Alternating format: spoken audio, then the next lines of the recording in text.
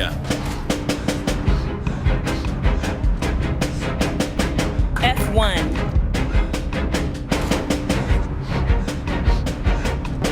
Frankenstein. Hamnet.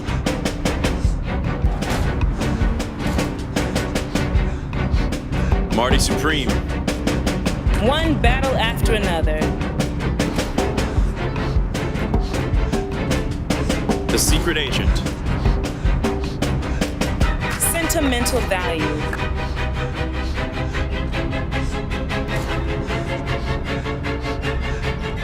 Sinners. And train dreams. Oscar!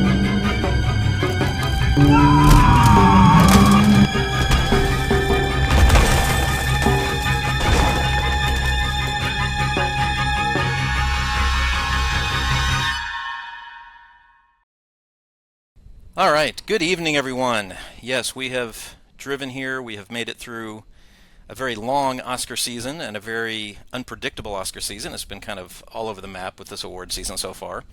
But we are going to try to make sense of it tonight, back for our 20th year, predicting the Oscars. And I am here with Garney Johnson, who has his headset this year. Look at that. All right. And of course, we have Mark Johnson. How you doing, Mark? Hi guys, glad to be here again.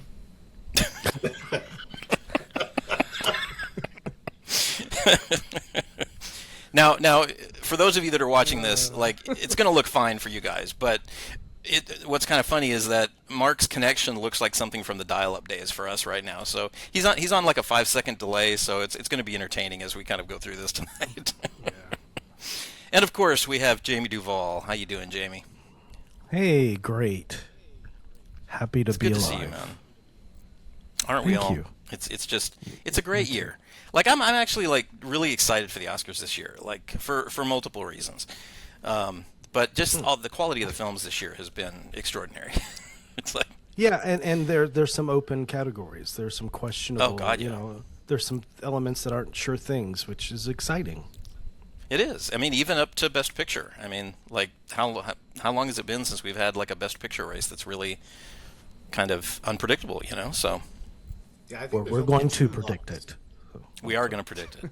But I will say that this is the first time I've started the show. I do not know my Best Picture choice yet. So I'm going to formulate that as we go along. But I It's really one just... of the minor categories, so there's no reason to be prepared. Yes, exactly. All right. Well, as we always do, we are the only Oscar prediction show that actually has an opening production number. And Garney, I was actually listening through some of the medleys you have done in the past, man. You've done a great job. I even listened to Jamey's. Jamey, did you just do it 1 year or 2 years? I know 1 year for sure. Oh, you I did did it it too. too, Okay. yeah. Okay. Well, you guys did great. Like, I'm always amazed how you guys take these Best Picture nominees and you come up with something really interesting. So Garney, anything you want to preface with this year's medley? You know, I almost just did everything to father figure because every movie has Kinda to do fits. with a dad at some point, except for Begonia and F1. So I thought I would do like both the George Michael and the Taylor Swift father figure, but I just used one of them for one movie. Very nice. And one take. Like what you hear is me just what I thought was going to be a practice take, and then I finished it. And I'm like, oh, okay, you know what? Good enough. It's like you've been doing this a few times, you know? All right, well, Garney, kick us some off. of them individually while I was like, writing it and putting the thing together. But that was the first time I like had it all ready. Yeah. So it's a wonderful night for Oscar, Oscar, Oscar. Who will win? There hasn't been an Oscar race like this in years. So many categories, tough to call. So grab some snacks and pour a few small beers while we try our best to predict them all. Big and small, back against the wall. Will it be Chalamet or Michael B. Jordan? Really tough predicting who they'll be rewarding. All 24 categories one by one. It won't be easy, but we'll have some fun. So let's get started, if you please.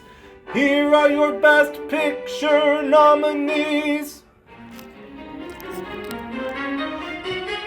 Oh, Begonia Lanthimos is being weird again. Emma Stone gets trapped and then kidnapped because she might be an alien.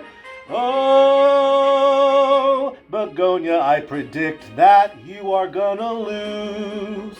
Though your end is grand, don't understand that weird bit of child sex abuse.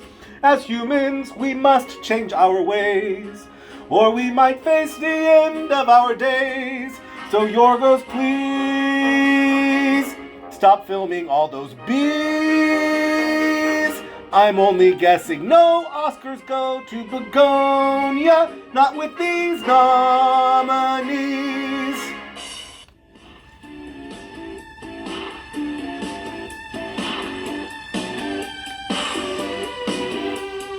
I like F1, it's entertaining and fun, but this race won't be won by a movie about race cars.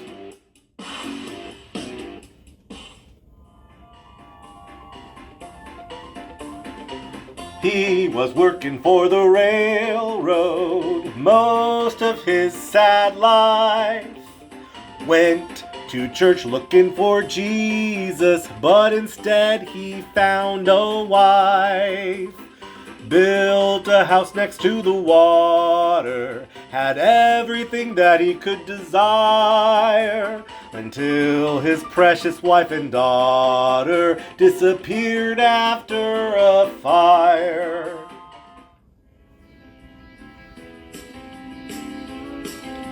This movie has a most intriguing title, but spends the first 2 hours stuck in idle. Your pardon, I must beg, is that a disembodied leg? Kicking the most ass in this whole movie. A secret agent film that came from Brazil. It's intense for 18 minutes with almost 3 hours to fill.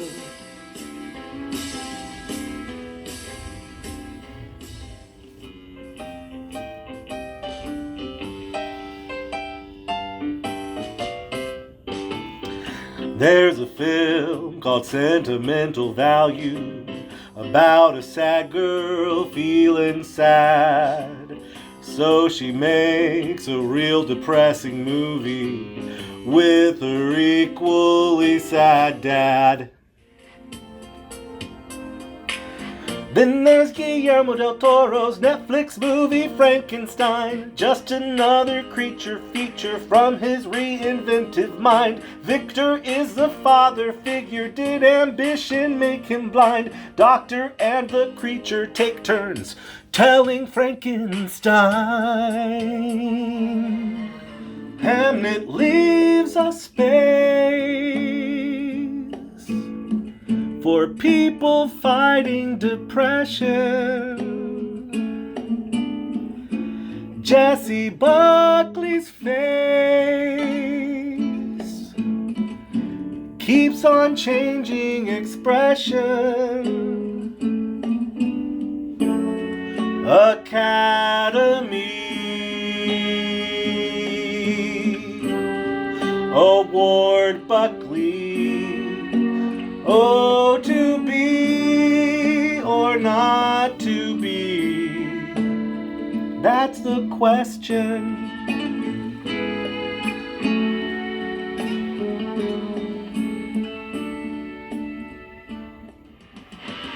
One of the greats, like he said he would be. Oh, the crop, you know he's the cream. Gotta dream big, never quit or concede, because you know you're Marty Supreme. Hey, Timothée Chalamet, your acting is quite great. And if you don't win the Oscar, at least Kylie's still your date. You're the best at ping pong. And you tear up when you see your spawn. You're the best at ping pong. Why do you do ballet and opera wrong? You're the best at ping pong. Why does the movie have to be so long?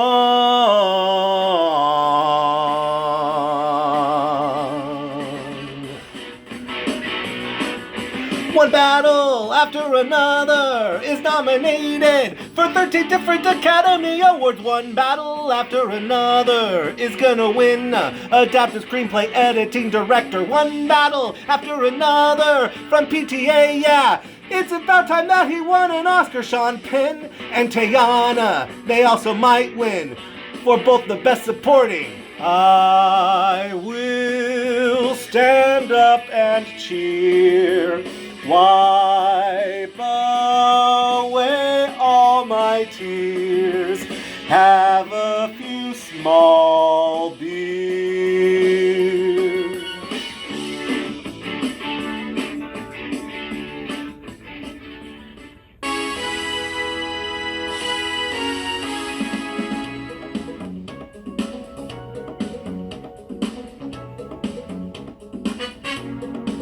They built a juke joint, invited all their friends for opening night.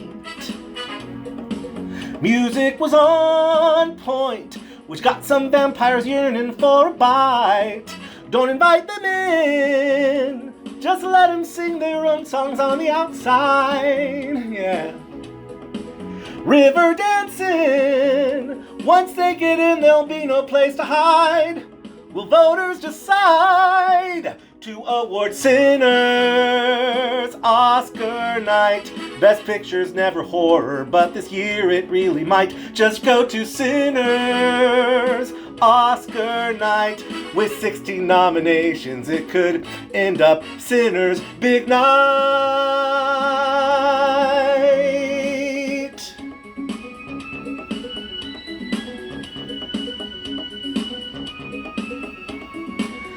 It's time for our prediction show.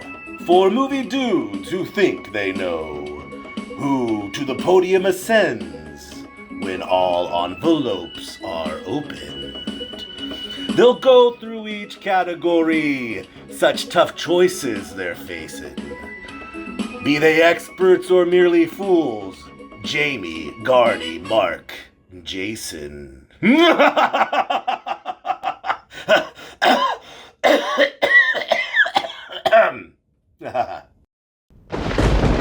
Well done, Garney. Once again, I'm speechless.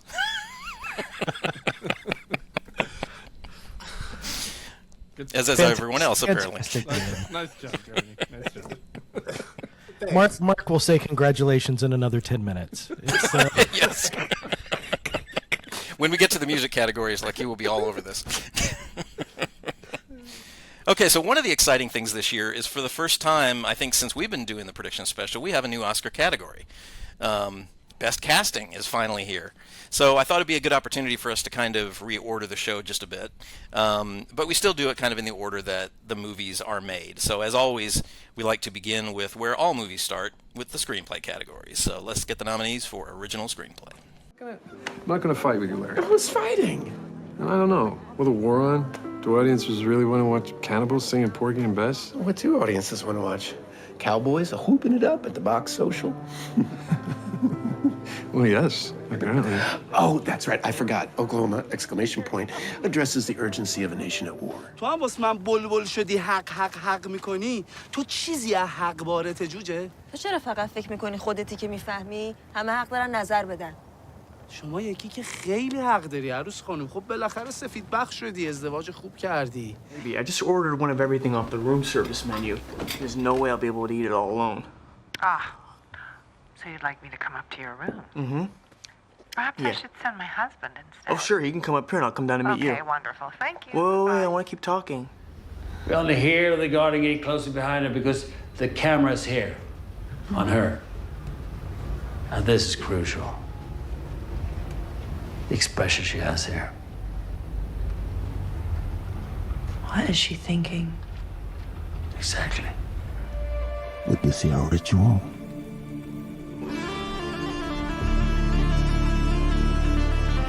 We heal our people.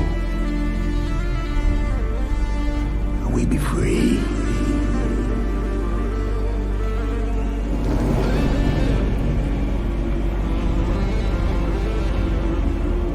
All right, Mark, you get to get us started tonight in original screenplay. The film that I think a lot of us are going to be predicting here, this is one of the easiest ones of the night, I think. The two screenplays both. This one I have Sinners. This is the best opportunity to award the two directors of the two front-running films, so I'm going Sinners. Very nice. Jamey. Sinners. Yes. And I agree. This is thank God for the screenplay categories this year because we've got some there's some sure easy things. Yeah, some nice sure things because this should be easily going to Sinners. Garney, what do you think?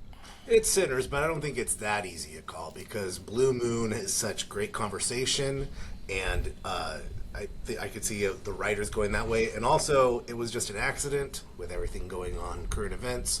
This might be the place where they can award Jafar Panahi, but yeah, it's going to be Sinners.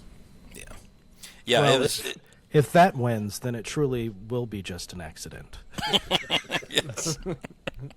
Well, and what's interesting is like early on in the season, that really looked like it was going to be, because it was winning a good bit. So I thought, this would at least, especially like an international film, which we'll get to later. And it's got a good political story behind it too. He was. Oh God, yeah. He was arrested, right? Or. Well, no, if he goes back to Iran, he'll be arrested. But who knows what now? Like what'll happen? He was arrested before, and he served time in prison, and that's what influenced this. Yes. You okay, Jamey? You okay, Jamey? Don't knock yourself out this early in the night. Now. We've got a long way to go. I'll try not to use my hands and just keep it to my mouth. I'm sorry. Yes. If I were voting, though, I would have voted for Blue Moon. I think it is a great screenplay. Great script. Yeah, for sure. All right, well, let's look at it. Probably another easy one to predict. The nominees for Best Adapted Screenplay. You need to talk. Yes, okay. Because I know exactly what you're going to say. You're going to say that I'm in some kind of internet-induced, auto-hypnotic feedback loop and gatekeepers and norms and all that weak hegemonic horse.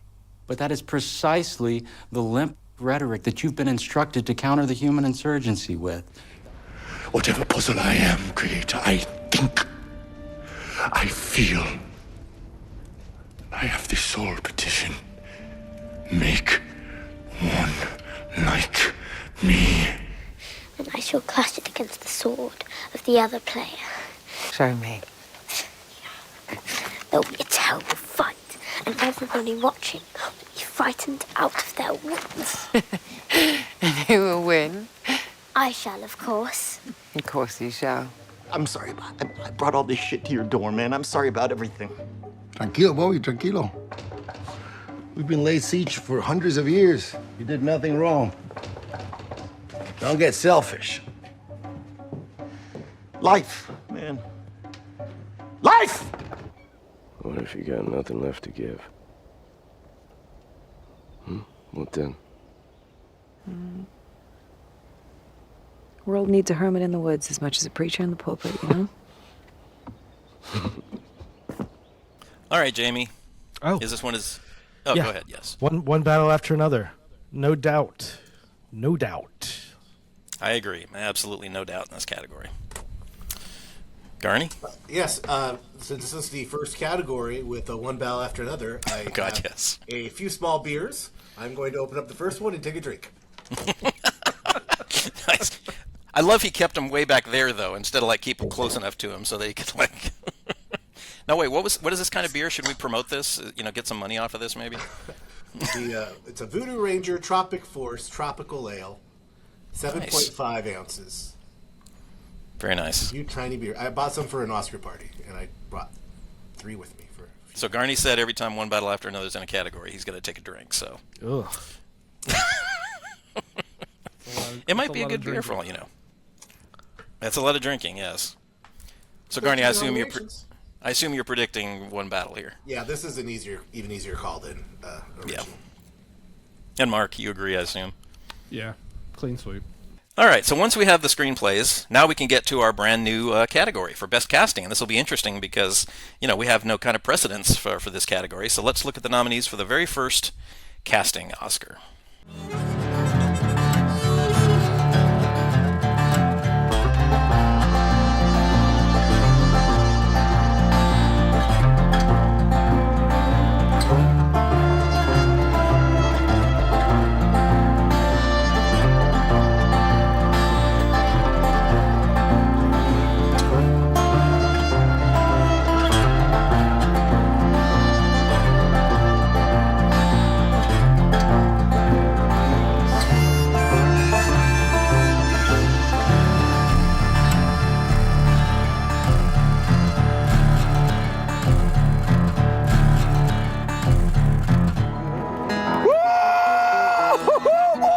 All right, so I'll get us started here.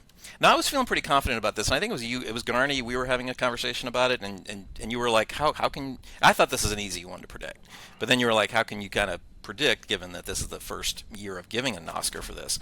And even like they were talking to some of the Oscar voters, they're like, I wish I kind of had some guidelines on how to vote for this. Like, what am I voting for? Is this best ensemble, which a lot of people think that it's going to be, or something like that. So it's hard to say, but I think this is going to be one that goes to Sinners. I think the fact that it won the SAG Award too helps it, and I think most of the people are probably going to vote on this based on ensemble. So yeah, I got to go with Sinners. Garney, yeah, I mean, at its base. Jamey, what do you think? I mean, at its base, it must be. It has to be about ensemble, right? I mean that it's not like how disciplined they are categorizing headshots. It's the ensemble that they. Well, I think there's an argument to be made. Like, are people going to be looking at it as using established talent or finding new talent? I think it's just going to be all about the balance altogether.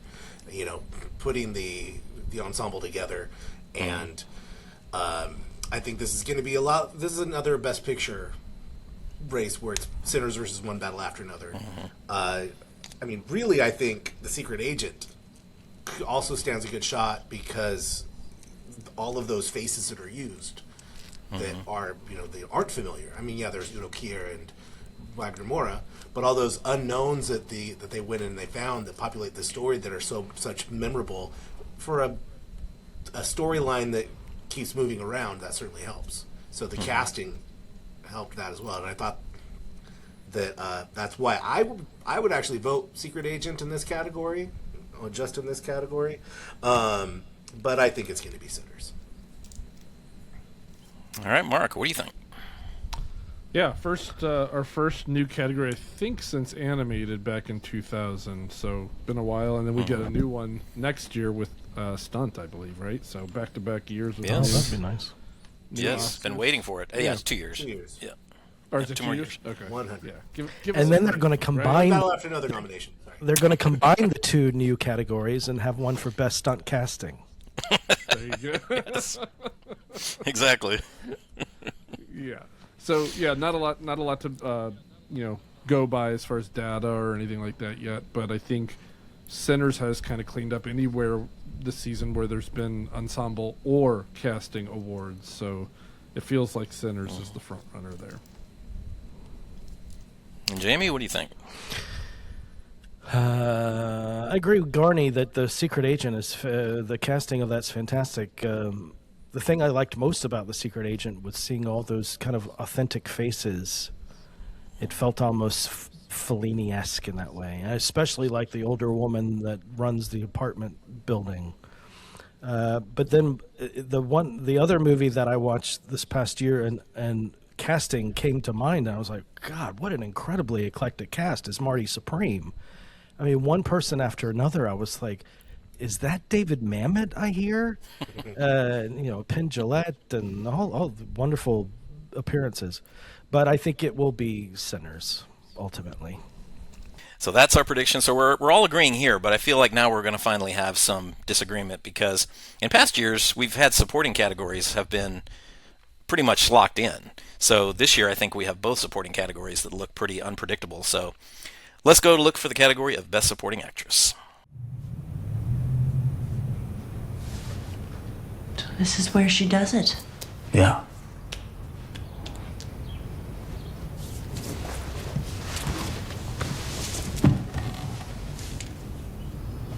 You think that would bear her weight? Well, it happened like that with my mother. Your mother? Fick mig på skon. Jag følte meg trygg.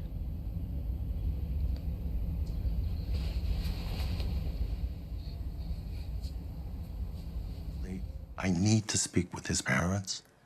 Oh.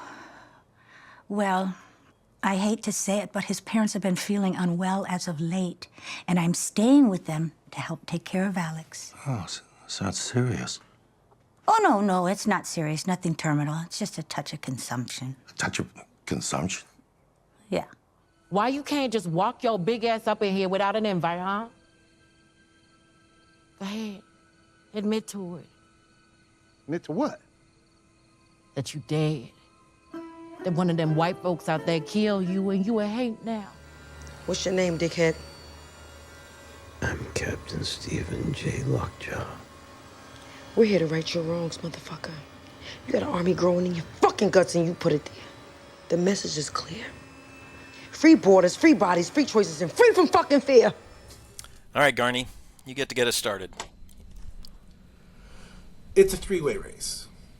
I think you can leave out the sentimental value actresses, even though I would vote for Inga. I thought that was a very emotionally complex performance where the way that she handled her scenes with all the different characters, just that would be my vote. But the three-way race, only because Woonmi won the BAFTA, makes it a three-way race. Because really, I think it's more head-to-head between Amy Madigan and Tiana Taylor. There's a great narrative for Amy Madigan because she has the record for the largest gap for a female actor. She was like 2 years shy. Between nominations. Judd Hirsch. Yes. Okay. Yes. The gap between nominations because she, the movie was for. What is it? Thank you, Jamey. Was it called Once in a Lifetime or Twice in a Lifetime? Oh, the Gene Hackman thing? Twice in a Lifetime. That she was nominated for before.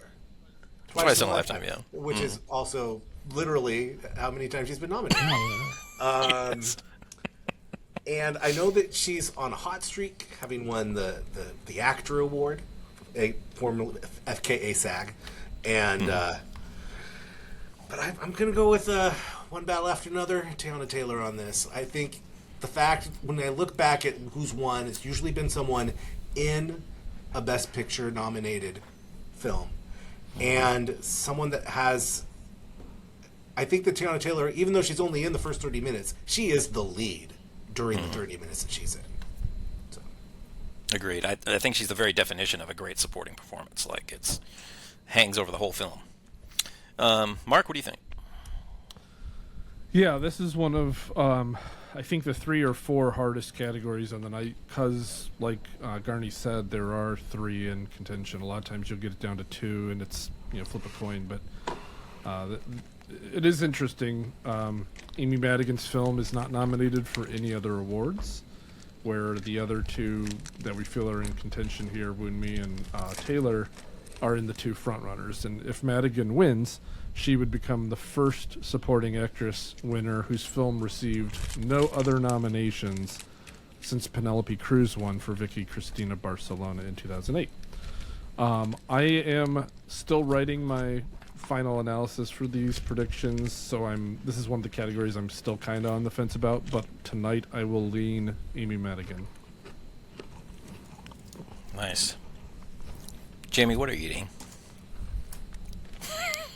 Jamey, you cannot get through a show without eating something. A Nature Valley peanut butter bar.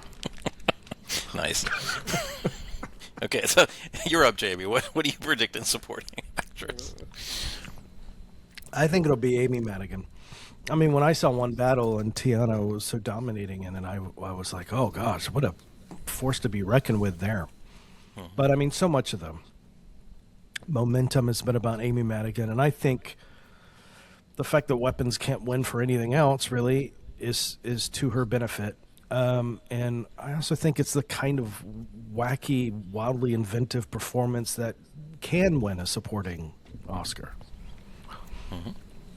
Very nice. Yeah, this is an incredibly tough category because of how...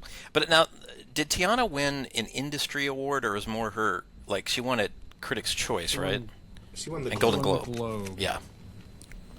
Okay. Yeah, because that's what I was kind of... Because, again, I can see Tiana winning this, because I think... There, and I'll talk about this later, because I'm in trying to look at so many categories, I'm trying to look at, One Battle After Another has to win acting somewhere. But, yeah, I got to go Amy Madigan. It's, again, sort of not going against the actor award. And I think she's so well loved, and I think it's, one of those kind of lifetime achievement kind of honors. But you're right, it's an amazing supporting performance. I mean, she's kind of hinted at throughout the whole film, and then is just incredible in it. But My personal pick isn't the actor the people that vote for the actor award, aren't they just like 5% of the Oscar? I know voting? actors are the majority of the Academy. Well, the acting branch is the largest. Yeah, the largest branch. Yeah. But the amount of actors, so there's only a small percentage of actors in the Vote on Actor Awards that also vote on the Oscars. And another thing I wanted to point out was that made me veer away from Amy Madigan was she was longlisted for the BAFTA, but did not get nominated. Yeah, that is true. And this lines up a lot. Yeah. Taylor is actually the only nominee here who was nominated for SAG, BAFTA, Globes, and Critics' Choice. She's the only one that cleared all four. Yeah, I'm going to be mad at myself if Tiana does win. I mean, I'd like to see Tiana win. She'd be my personal vote. I agree with you, though, Garney, also on Inga. I thought she was incredible in sentimental value. Like, she'd be my second choice in this category. But, yeah, I'm gonna stick with Amy Madigan. So a split vote there. So let's get to our short film categories. This one always makes me excited because, you know, we always look for the titles with colons in it for Jamie's sake. And I think we have... Was it? We have two? Yeah, we got 2 this year. Yes. So let's look at the nominees for the short films. That's 2 colons, man. And one with quotes. And one with quotes, indeed. All right, let's look at the nominees for the short films. Safe place. When that time comes that room is not there, does she go away? What is your name? My name is Brent. The way you hold that camera, you're doing it from your heart. המטרה שלנו היא להעיר איזשהו משהו בפנים. Heavenly Father, thank you for allowing us to serve with patience, for blessing me when I feel I'm not worthy, for protecting me.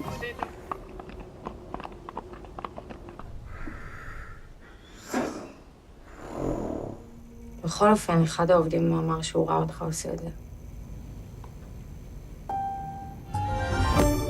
Sorry. One should never apologize for an interest in literature. I started early. Women's business! Stab her in the leg. You did what? What do I do? Shh. Wow.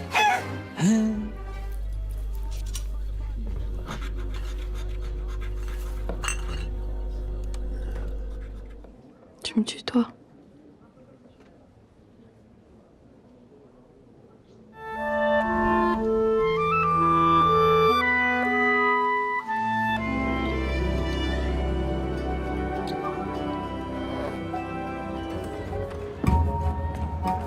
Color, the luster, the luminescence.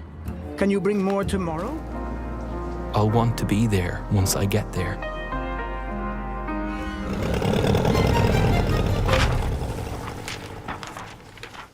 Mark, get us started on the short categories. Okay, for documentary short subject, I went with All the Empty Rooms. For live action, Which one is that? It's the one about the school shootings, the children who died in school shootings, and a guy's documenting all their empty rooms, how they kept them Tough as watch. they were that day. Yeah, it's tough watch. They all are though. They're always all these films are always tough watches for whatever reason. In live action short, I did really love Two People Exchanging Saliva. A couple, I think any of these could win, but that's the one I went with. I'd like to actually see that made into a feature-length film. And then animated, this is the one I'm still on the fence with because The Girl Who Cried Pearls. What did I do? I've seen a lot of movies about two people exchanging saliva. I could have bet. You know, I want to start a new. I want to start a new predicting pool. Like, where is Jamie going to make the jokes? Because I knew he was going to make some kind of joke about this one. I got some recommendations for you, Mark. So. Right. All right, go ahead, Mark. I apologize for Jamie. No, you're good. In animated, my favorite was The Girl Who Cried Pearls. I thought the animation in that was beautiful, but Butterfly Subject Matter is, I think, going to be one that's hard for them to turn down. So those are the 3 I went with zero confidence. All right, Jamie, have zero confidence. Well, that's kind of the theme of this year. So, Jamey, have you seen any of these short films? Just tell me you've seen at least one. I've seen 3 of the documentary short subjects. Ah, all right, nice. Yeah. So go ahead. And the one I liked most was Armed Only with a Camera. But I will go with exactly what Mark went with on all 3 categories. I went 0 for 3 in the shorts last year, so I don't know that I would follow. Okay, let me revise my. I'm not very. You're good following at Mark here, so short films. Yeah. You know, but I do. They're tough. What was the? I know I saw The Devil Is Busy, but I can't remember what it was. It's the abortion clinic. I thought that was Children No More. No. The Children Devil No Is More Busy. is about the Gaza silent protesters. Okay, I'm going to do The Devil Is Busy. 2 people exchanging saliva, because I do agree about that one. And animated short film. Your favorite? Butterfly's fine. Butterfly's fine. Okay. I always love how Jamey works through the short film. So, okay, so documentary short. Yeah, I agree. I think this will be All the Empty Rooms. That's like Mark said. These are all tough watches. I think someone said this tends to be the most depressing category. I like Armed with Only a Camera too. Armed Only with a Camera, and Devil Is Busy. But I haven't seen Children No More or Perfectly Estranged, which sounds like the most unique documentary. So I'll go with All the Empty Rooms. For live action short, I actually enjoyed these films immensely. Butcher Stain was the only one I didn't see, but a lot of times we get some live actions too that are kind of depressing. So this one was kind of fun. I enjoyed all of these. But my least favorite was 2 people exchanging saliva, but I am predicting that. It is beautiful. Another thing I loved about these short films is I just love the cinematography in these. They're all gorgeous. And the one thing about 2 people exchanging saliva, that seems like it could be a feature too. I'd actually be interested in seeing that as a feature. But I love the singers, and I almost voted for A Friend of Dorothy just because that actress, I can't remember her name, but everybody loves her, and she's so much fun to watch. But I'll go with the 2 people exchanging saliva. And for animated short, I did like all of these. I agree with Mark. The Girl Who Cried Pearls, I love that animation. But I'll pick Butterfly as well. I think that Butterfly to me is just gorgeous. I don't think I've seen animation quite like that. The way that transitions work, it's just, and it's a powerful story. It's just, yeah. So I'll go with Butterfly. Garney, how about you? 2 people exchanging saliva with a butterfly in All the Empty Rooms. I actually saw all of the short films. This is the first time I've seen all of them without having attended one of the features where they put them all together. And I was ready to predict the singers until I remembered that last year it went to I'm Not a Robot, which sort of broke the trend of it normally not being a subtitled film. I think that has a lot to do with the Academy being much more international now. So that made me more confident about picking 2 people exchanging saliva, which is the best one, the one that I would vote for.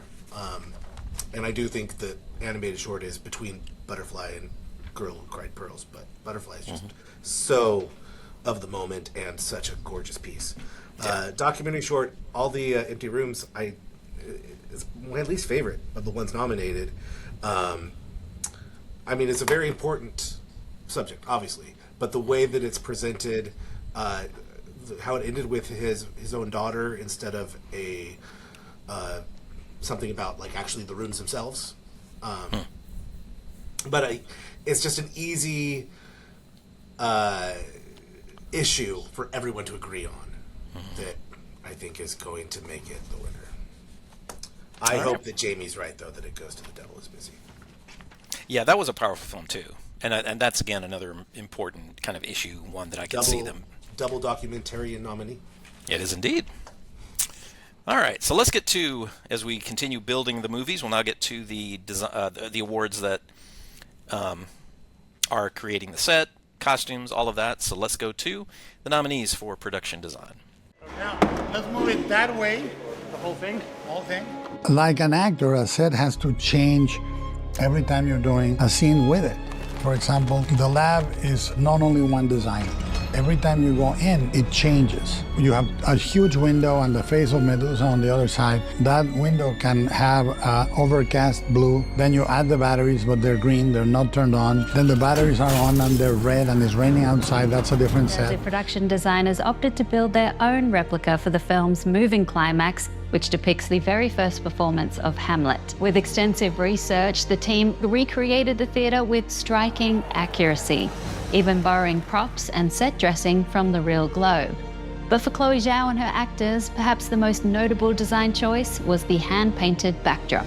It's like all fill blocks of downtown to make it look like the 50s. Yeah. And it's just a quick, like that classic shot of Timmy running down the street. Yeah. Like you had to fill all of that period accurate, right? Next to the shoe store was a modern hotel. We had to cover, hotels 150 feet wide with built storefronts and dressing and stuff.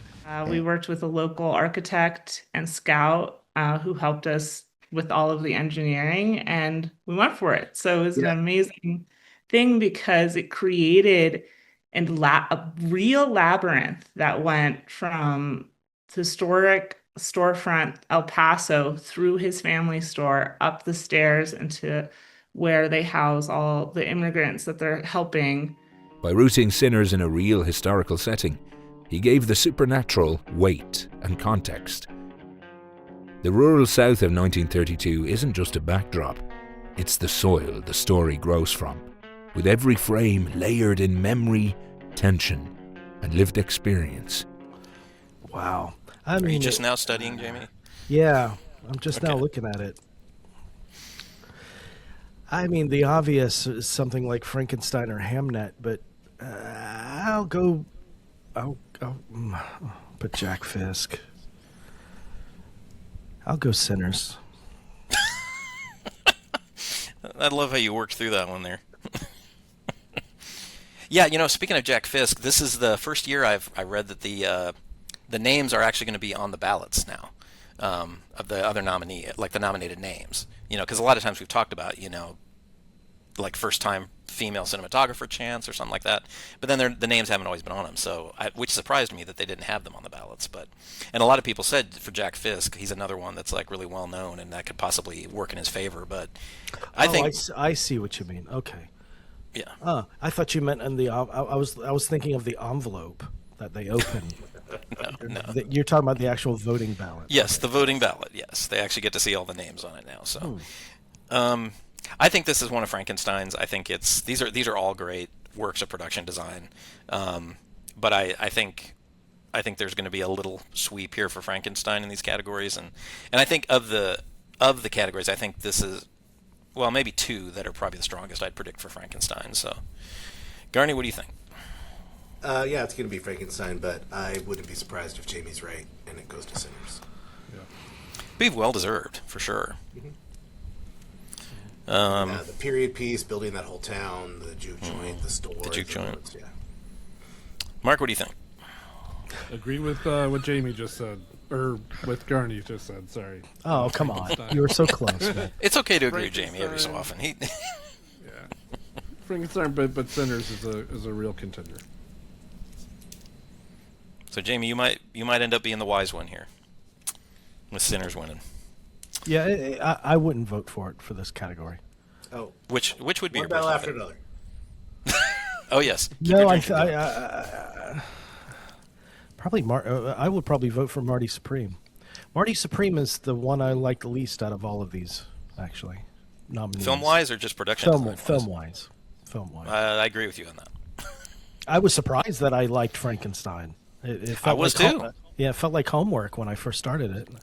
Well, I didn't. I was like, do I really need to watch another Frankenstein movie? Like, Yeah. I was so not excited to see it, and then I was so pleasantly surprised by the end of it. I was like, wow, that was like my favorite Frankenstein I think I've seen. So, all right, let's go to the nominees for costume design.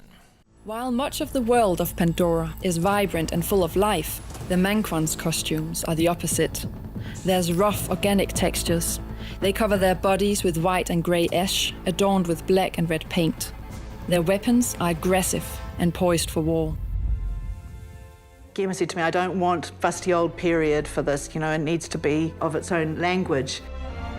At the very beginning of a film, I always respond to the script with a response in terms of images and a mood board. And I kind of use this for discussions with Guillermo. It gives me a map and it gives the team a feel for fabrics and colours and things to respond to as well. Agnes is very much of the woods. There was a possibility that she was going to be more in like greens and browns and so on, but somehow it felt that she always needed to be red, almost as if she was a product of nature. So like a berry, but also like a living, bloody muscle. I mean, the world of this film is so vast, right? There's the Lower East Side, there's Japan, we're in London, and so I think too, working alongside Jen, I will credit her. For me, a lot of times there's the research, right? That's the first part. You have to have so much knowledge of what's going on in the world at the time. Just because I wanted to differentiate, even with color palettes, between Japan and London and the Lower East Side. Brian said, I want Smoke to be in blue and Stack to be in red. You're gonna make Smoke a little bit more rugged, a little less self-conscious than Stack. The red and the blue did kind of create a signature for them.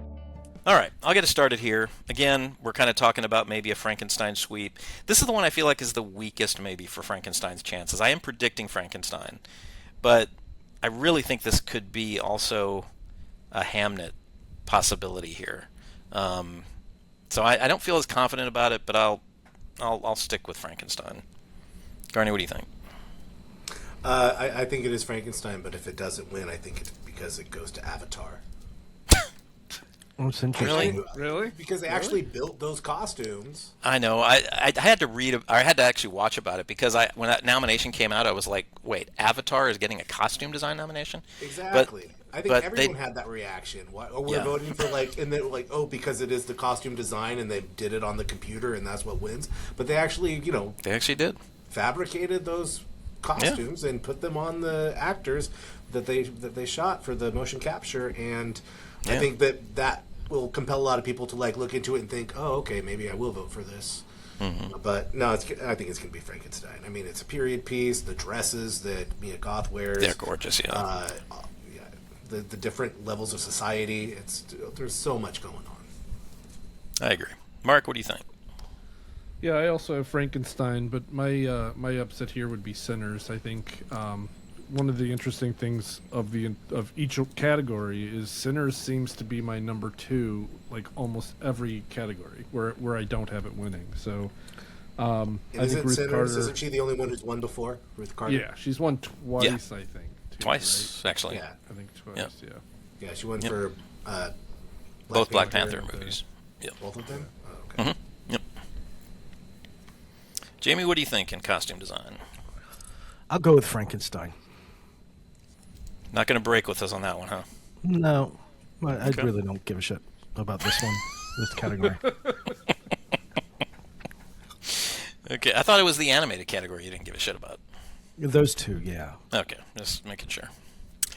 All right, well, let's go to makeup and hairstyling. When Guillermo and I first discussed how this creature's going to look, it was extremely broad. My objective was obviously Guillermo's script and then to do something that we hadn't seen before. In order for this particular version to not look like he's been stitched up after an accident, I made a lot of the shapes and forms and cuts in geometric shapes. So when you see this creature, you instantly know this is man-made. 歌舞伎をもっと馬を鳴らしてくださいって頼んだわ。日本一の歌舞伎役者にしてくださいって。If there's a wound, how can that shape be almost a beautiful shape or something that is compositionally balanced? And if there's blood, how can the blood be a pattern that is almost like a, impressionistic painting? If I have to change someone into someone else, whenever I design, it's very important to understand why they look like them. When people look at someone, how do they recognize this person as who they are? I'm going crazy. I've lost my mind. Garney, what do you think here, man? It's Frankenstein. It doesn't. It's not like a lock because I could see Sinners getting it, or if the international branch really comes through and wants to give it to Kokuho, which I watched most of. I fell asleep for a very large percentage of that film. I never even heard of this movie. I saw enough of it to know that it deserves this nomination, but it's going to be Frankenstein. Okay, Mark, what do you think? So several of us have Frankenstein winning production, costume, and makeup, and if it does that, it will be only the 5th film to ever win that trio of awards. Look a backstat, boy! Nice. That's impressive. Wow. What were the other? Do you know the other 4 films? Yeah. So makeup became a competitive category in 1981. So it's not as old of a category. But Amadeus in 1984, Return of the King in 2003, Mad Max Fury Road in 2015, and Poor Things just a couple years ago were the 4.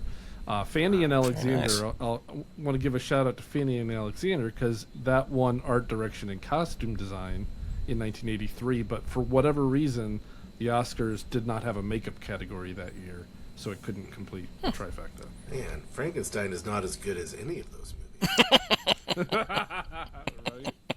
But The Craft is. Well, certainly The Craft you could point to. Yeah. Oh, it's not better than Poor Things, Mark. I don't know.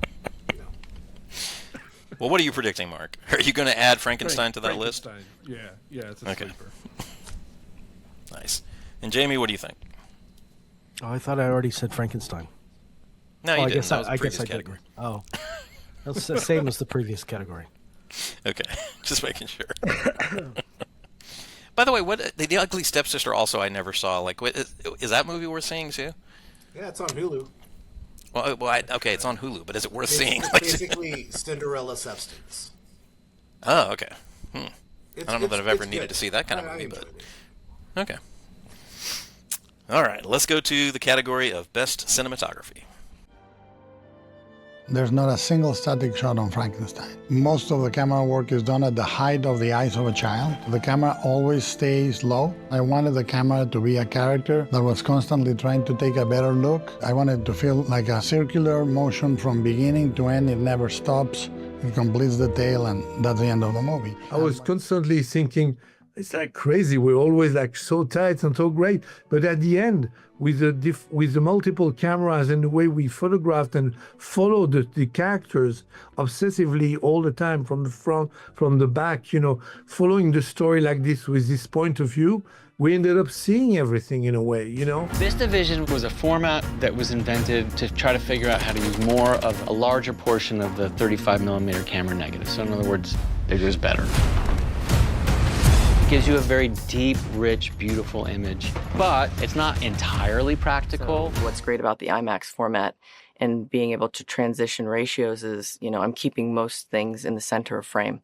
So when they have to be cropped for the 276 version that most audiences will see, you don't have to do too much repositioning. I find that, the frames speak more to me when things are kind of grounded in the center. The imagery, the framing, the way the camera moves, and his ability to capture almost all of this with very little external lighting. Almost the entire film is in natural light, and he's operating every shot you see. He's extraordinary.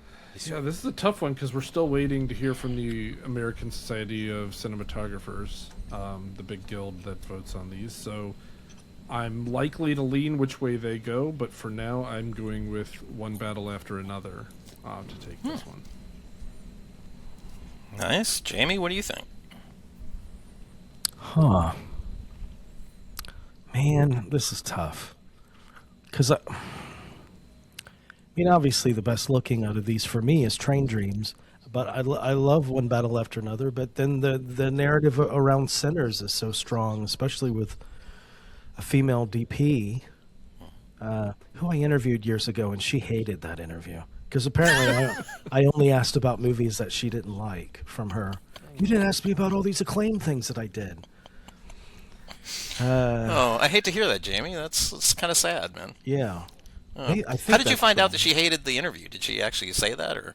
I had to do it over again. It's the It's the only time I've been asked to do a follow-up interview. Oh my God, that's the best story ever there. Yeah. I hope she thanks you if she wins the award. I'd like to thank Jamey Duvall for not believing in me. Yes. I don't know what it would be for me. I mean, in terms of who might win, I could see an argument for Sinners, but One Battle is just so impressive. I'll go One Battle. All right. Yeah, I agree. This is a very tough category because you've got One Battle After Another in this division, which of course helped The Brutalist last year.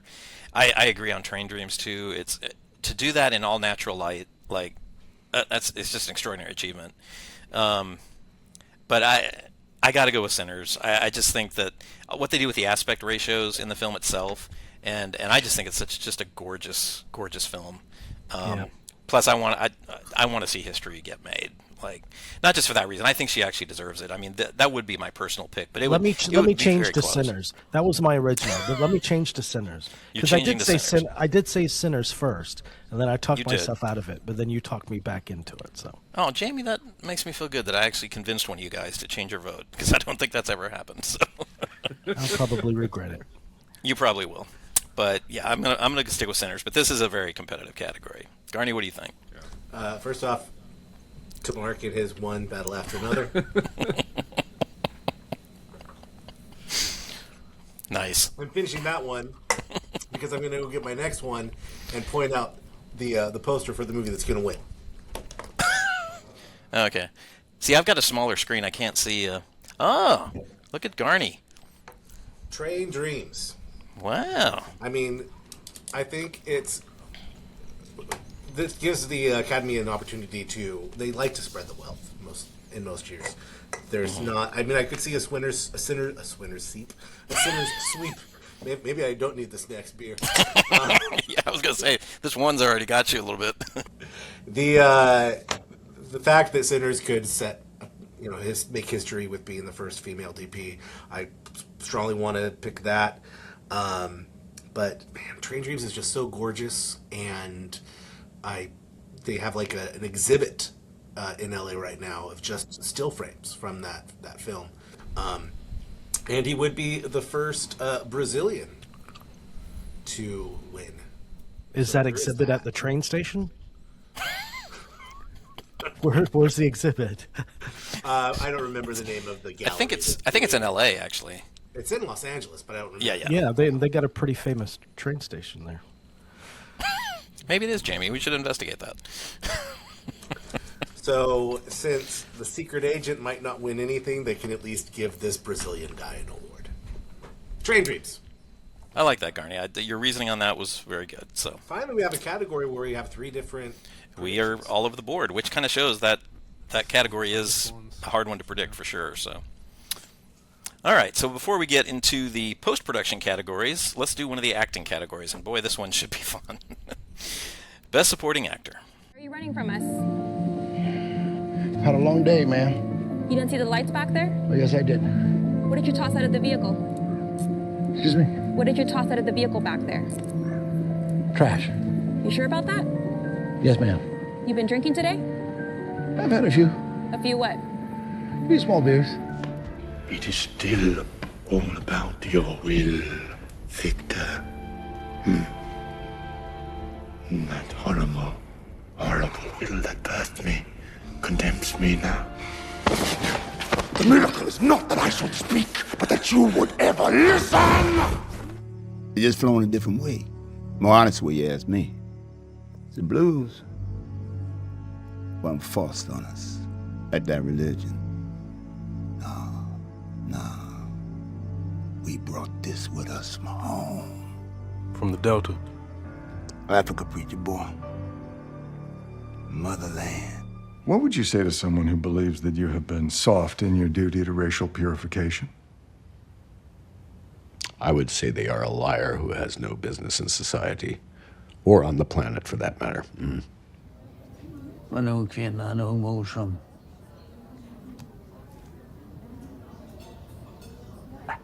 Jag vill att du ska spela huvudrollen. Jag skrev det till dig. Det är bara du som kan spela den rollen. I think Sean Penn will win, and I would that would be my choice as well. Nice. My personal favorite out of all of them. There's You an feel argument very for- confident, Jamey. There's an argument for Delroy Lindo. And there's an. I mean, Stellan Skarsgård. That's the lead male character. I mean, he's got a lot more screen time, I would imagine, than any of these guys. Maybe outside of Frankenstein. I don't know. Sean Penn. Okay. Yeah, this is another one that you can trace through this award season that has just gone up and down. I mean, Jacob Elordi looked like he was going to be the front runner for a while, and then Stellan was talked about for a long time, and then of course Sean Penn wins the last couple BAFTA and SAG, and I still call it SAG, the actor awards.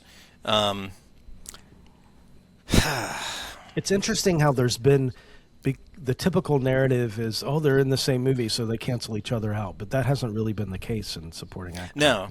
Well, that's the sad thing. Like, I would love to see Benicio win this too. I think he's extraordinary in One Battle After Another, and Sean Penn is too. I mean, that after I saw One Battle After Another, I thought, God, Sean Penn should probably win the Oscar for this. Yeah. But I'm telling you, the dialogue or the love for Delroy Lindo, like, I hate to go against. I always said I won't go against like the actor awards, especially, but I'm going to Delroy. I think this is going to be one of the most, like, because in a year like this, I just feel like it's going to be pretty wild, and I just think there's so much love for Delroy, and I was so happy he was finally nominated, and this would be one of the ones that I would just be most excited to see on Oscar night. So I'm about 90% sure Sean Penn is going to win, but I'm going to go with the risky pick of Delroy Lindo. So I'm hoping one of you guys will pick this and make me feel better. So, Garney, what are you predicting here? Feel better, man. It's going to be Delroy. But Benicio, a few small beers. Sean Penn, probably going to win it. But let me tell you why it's going to be Delroy. Okay, thank you. Probably the most significant thing that's happened during this award season was what happened during BAFTA with the Tourette's guy yelling out the slur when Delroy and Michael B. Jordan went up there and handled it so professionally. This is also the first time that these voters are going to have the opportunity to actually put a check mark next to Delroy Lindo's name. Very true. I like to think about, when I'm making these predictions for the acting awards, what that picture is going to look like the day after the Oscars when they have the 4 people standing there. And that's another reason why I picked Teyana Taylor. I think that this is the year where they're going to want to have the most eclectic podium that they have. Delroy. All right, Mark. But I would vote for Sean Penn. Okay. Yeah, I think supporting actor is usually one of the earlier awards of the night, and I think we're going to have a very good indication of what's going to win picture based on what happens here. I think it is between most likely Penn and Lindo. I think anybody could win, though, in this category, but I think you're going to get a good clue here. I will give you a fun stat about Delroy. This would be a major upset. Since SAG began, only one actor has won supporting actor without first taking at least one of SAG, BAFTA, Globes, or Critics' Choice, and that was James Coburn back in 1998 for Affliction. So, Coburn had a SAG nomination at least. Well, he didn't win any of those. He did have a SAG nomination. Lindo, I think if you're taking Lindo here, it's going to require Sinners to win picture and a big dramatic late season shift in voter sentiment. So this is probably going to be one of the ones I decide last on as well, but for now I have Sean Penn. I had a feeling you were going that direction.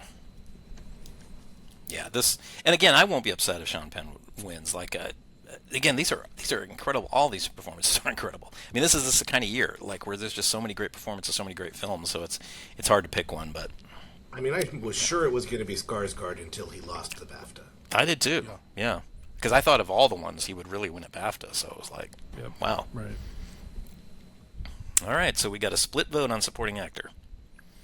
All right, so let's get to the 3 categories that are mostly about post-production with the film. So let's look at the category of Best Sound.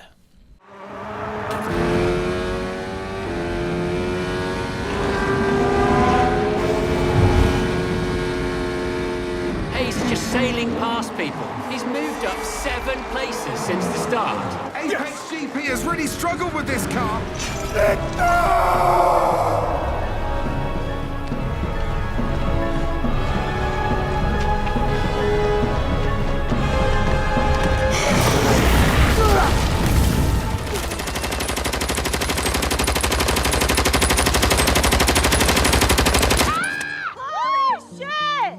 Bitch, I felt like Tony Montana! Somebody take me!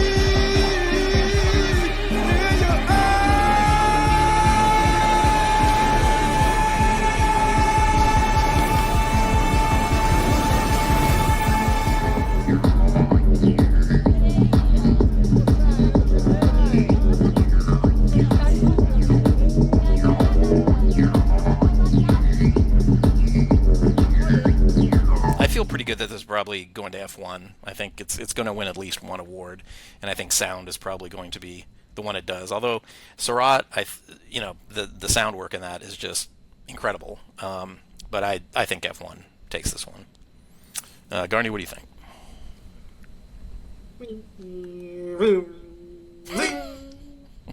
Nice. This is impressive, Garney. I would vote for Surratt. I mean, that experience watching that movie in a theater is incredible. But I don't think enough of the voters are going to have that experience, and this is a chance that they're going to be able to give F1 at least one. Maybe it's only Oscar. Mark, what do you think? Yeah, it felt like it would be F1 for most of the season, and I was kind of betting on it winning both sound and editing, because we know those two kind of overlap a lot with Oscar. But then F1 lost the Ace Editing Guild, and so now it's looking less likely that it's going to win editing. And I'm a little hesitant even with sound at that point, but it did win everything that it needed to win so far in this category: BAFTA, Critics' Choice, the Sound Mixers Guild. We're still waiting on the Sound Editors Guild, which is tonight, to kind of solidify the sweep. But I am curious if Sinners, again, I mentioned earlier, I have Sinners number 2 in a lot of spots. I'm guessing it's probably going to win one or two of the ones that I'm not expecting it to. And this is, I think on the tech side, this has a very good shot of winning sound. But I do have F1. All right, and Jamie. Was sound mixing last night? Was that the one that just happened? Yeah. The Cinema Audio Society is the mixers, yeah. Cinema Audio Society, yeah. Because I had everything right predicted on that except for the Pit winning instead of Andor. Oh, and also one bell after another. Yeah, Garney, I was about to tell you. You're about to miss it there, so. Jamie. So we're doing sound and film editing, or are we doing visual effects, or? No, Jamie, follow the agenda. We're on sound.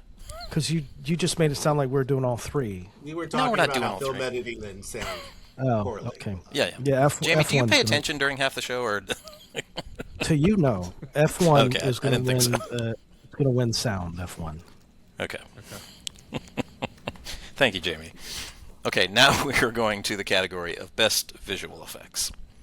Look at every little detail we can and try and translate that for the big screen. There's that sort of lithe and sinewy way that she moves, sort of this coiled cat-like quality to her.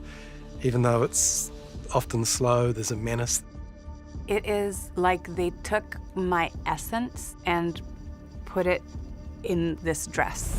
You'd never have a clue that 6 Formula One circuits were scanned using an 8-camera array system, allowing for millimeter-accurate match animation of racing environments for every track scene in the film, placing you, the audience, in the middle of the on-track action around the globe.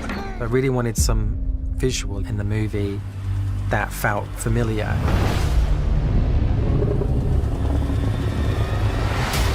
The idea here is that putting the dinosaurs into our environment, someplace that we traditionally feel safe, is exciting and scary. It's a real mix of practical fire, buildings, with fire coming out of them, especially with the 22 kid actors on the bus. It's really helpful for them to be reminded every now and then of this is how hot fire is. I know the truth hurts. Yes, I lied. I love blue.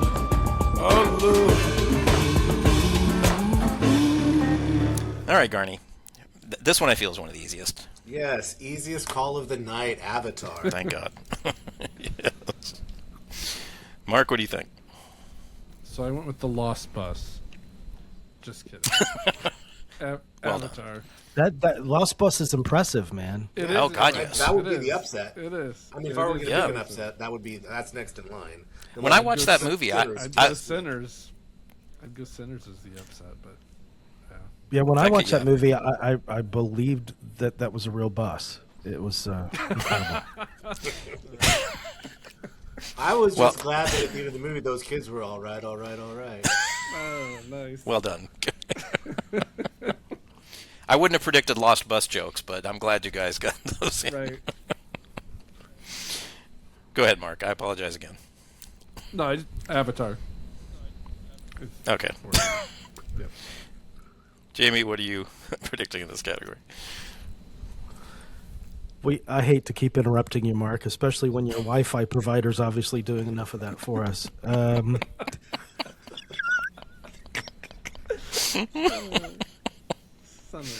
I'll go Avatar here too. Yeah. Okay. Yeah, I agree. I was going to say about the Lost Bus, I was impressed. I just how they did that. Like, it was just so impressive, the amount of work that made that look so real. But I agree, this is the easiest one, Avatar. But I also could see a Sinners upset in this too, if they just go, we have a big sweep for it. But give Avatar its due. By the way, did James Cameron officially decide to stop making Avatars? Like, I'm tired of Avatar. And this goes way back, Jamie. You and I argued about this from the beginning. I never was a big fan of Avatar. It's like, please. We didn't argue about quality. No, we didn't. Yeah, it was about financial financial success. Yeah. Yeah. And I was convinced that Avatar was not going to make what it did, or not even close. And I lost that bet. Did I ever pay you for that bet, Jamie? No. Oh, okay. I'm still good for it, man. I have a prediction here. Yes, go ahead, Garney. I think that the other two Avatar movies will be made, but that James Cameron will let someone else direct them. I could see As that. producer, so that he can finally work on something else while someone else is at the helm for it. I agree. I have a prediction. I will never get that money. He might bring someone in and direct. It'll be like a co-directing thing on the fourth one, and then let them end it with the fifth one. While he's I could see that happening. Yeah. Like James Wan, maybe. Right. Yeah. I'm ready for the end of Avatar. Yeah. I didn't even see Avatar: Fire and Ash. Like, I can't even get myself excited to see these. I didn't I'm sorry, see Garney. it. But I will say I slightly liked the second one more than the first one. Yeah, I think the Avatar movies are actually getting better. Really? All right, let's go to the category of Best Achievement in Film Editing. That's Hayes in P22. His car hasn't moved. Hang on, I got power trouble. It's start mode, Sonny. Start mode on. Yes, a lesson for everyone at home. New car, do read the manual. It's been a while since he was out on the track, and this rate, he's not even going to...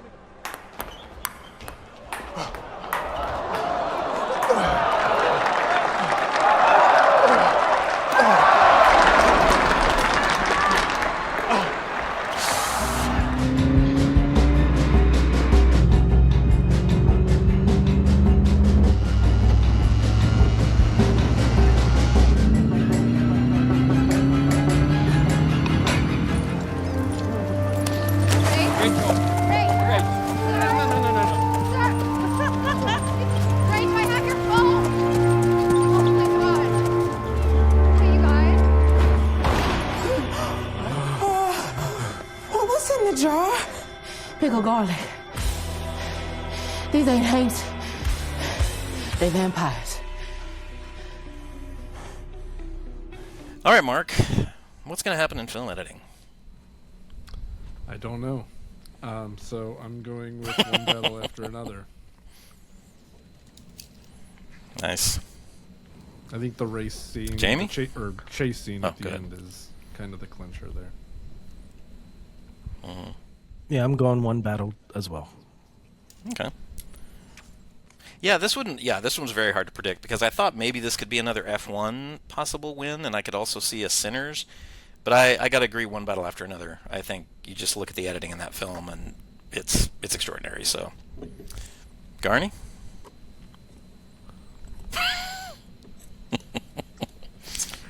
Yeah, one battle after another. A movie that is almost 3 hours long that feels like it's done and listened to. Absolutely. Yeah, I was going to say, just from the pacing standpoint of that movie, it's extraordinary. All right. So we've made it through the production of the film. Now it's time for the music categories. These always get us excited, especially because Diane Warren's nominated. But let's get first to... let's go to Best Original Score.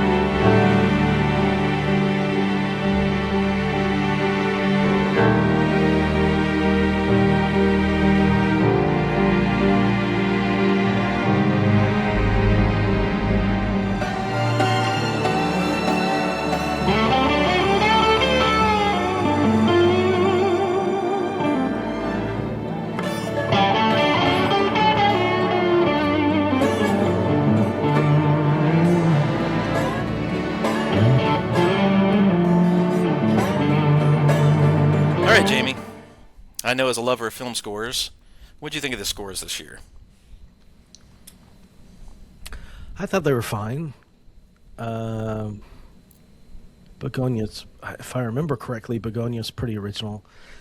Alexander Splat, man, his work has been minimal return since he came out of the gate strong. I just haven't been You think impressed so? by a lot of. Yeah, Wow. he used to be so distinctive. And Johnny Greenwood obviously is Johnny Greenwood. That's some pretty great stuff. But I think Sinners is going to win it. Yeah, I agree. This is, again, I feel like the same year as Oppenheimer. Like, if this doesn't go to Sinners, I will be so pissed off because I think Ludwig Göransson is one of our greatest living composers now. And what I love about him is how, I don't know if you would watch Oppenheimer and a score like Sinners and know that that was the same composer, but the music is, the success of Sinners lies on that music. I mean, it's an extraordinary score. Like, of all these scores, that's the one I've listened to the most since I can't stop listening to it. So it's another, this will be the third Oscar for Ludwig. So, that's the one I most want to see. So, Garney, what do you think? Yeah, this is like a lot of categories, Sinners versus... But, and I really want Johnny Greenwood to win an Oscar, but Ludwig just knocked it out of the park with this, like he always does. Mark, what do you think? Yeah, I have Sinners here as well, his third Oscar. All right, let's get to it. The Diane Warren category. Best original song. All of the pain is all gonna fade. You might think you can't do it, but you're gonna get through this.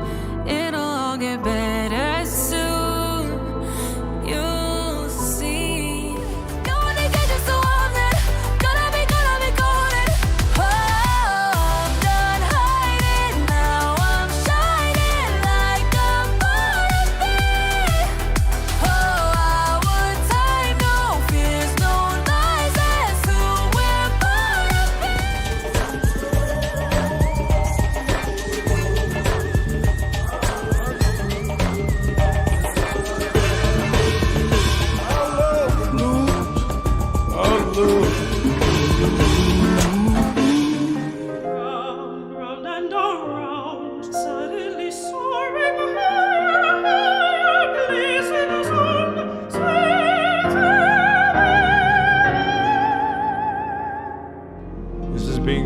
on for years.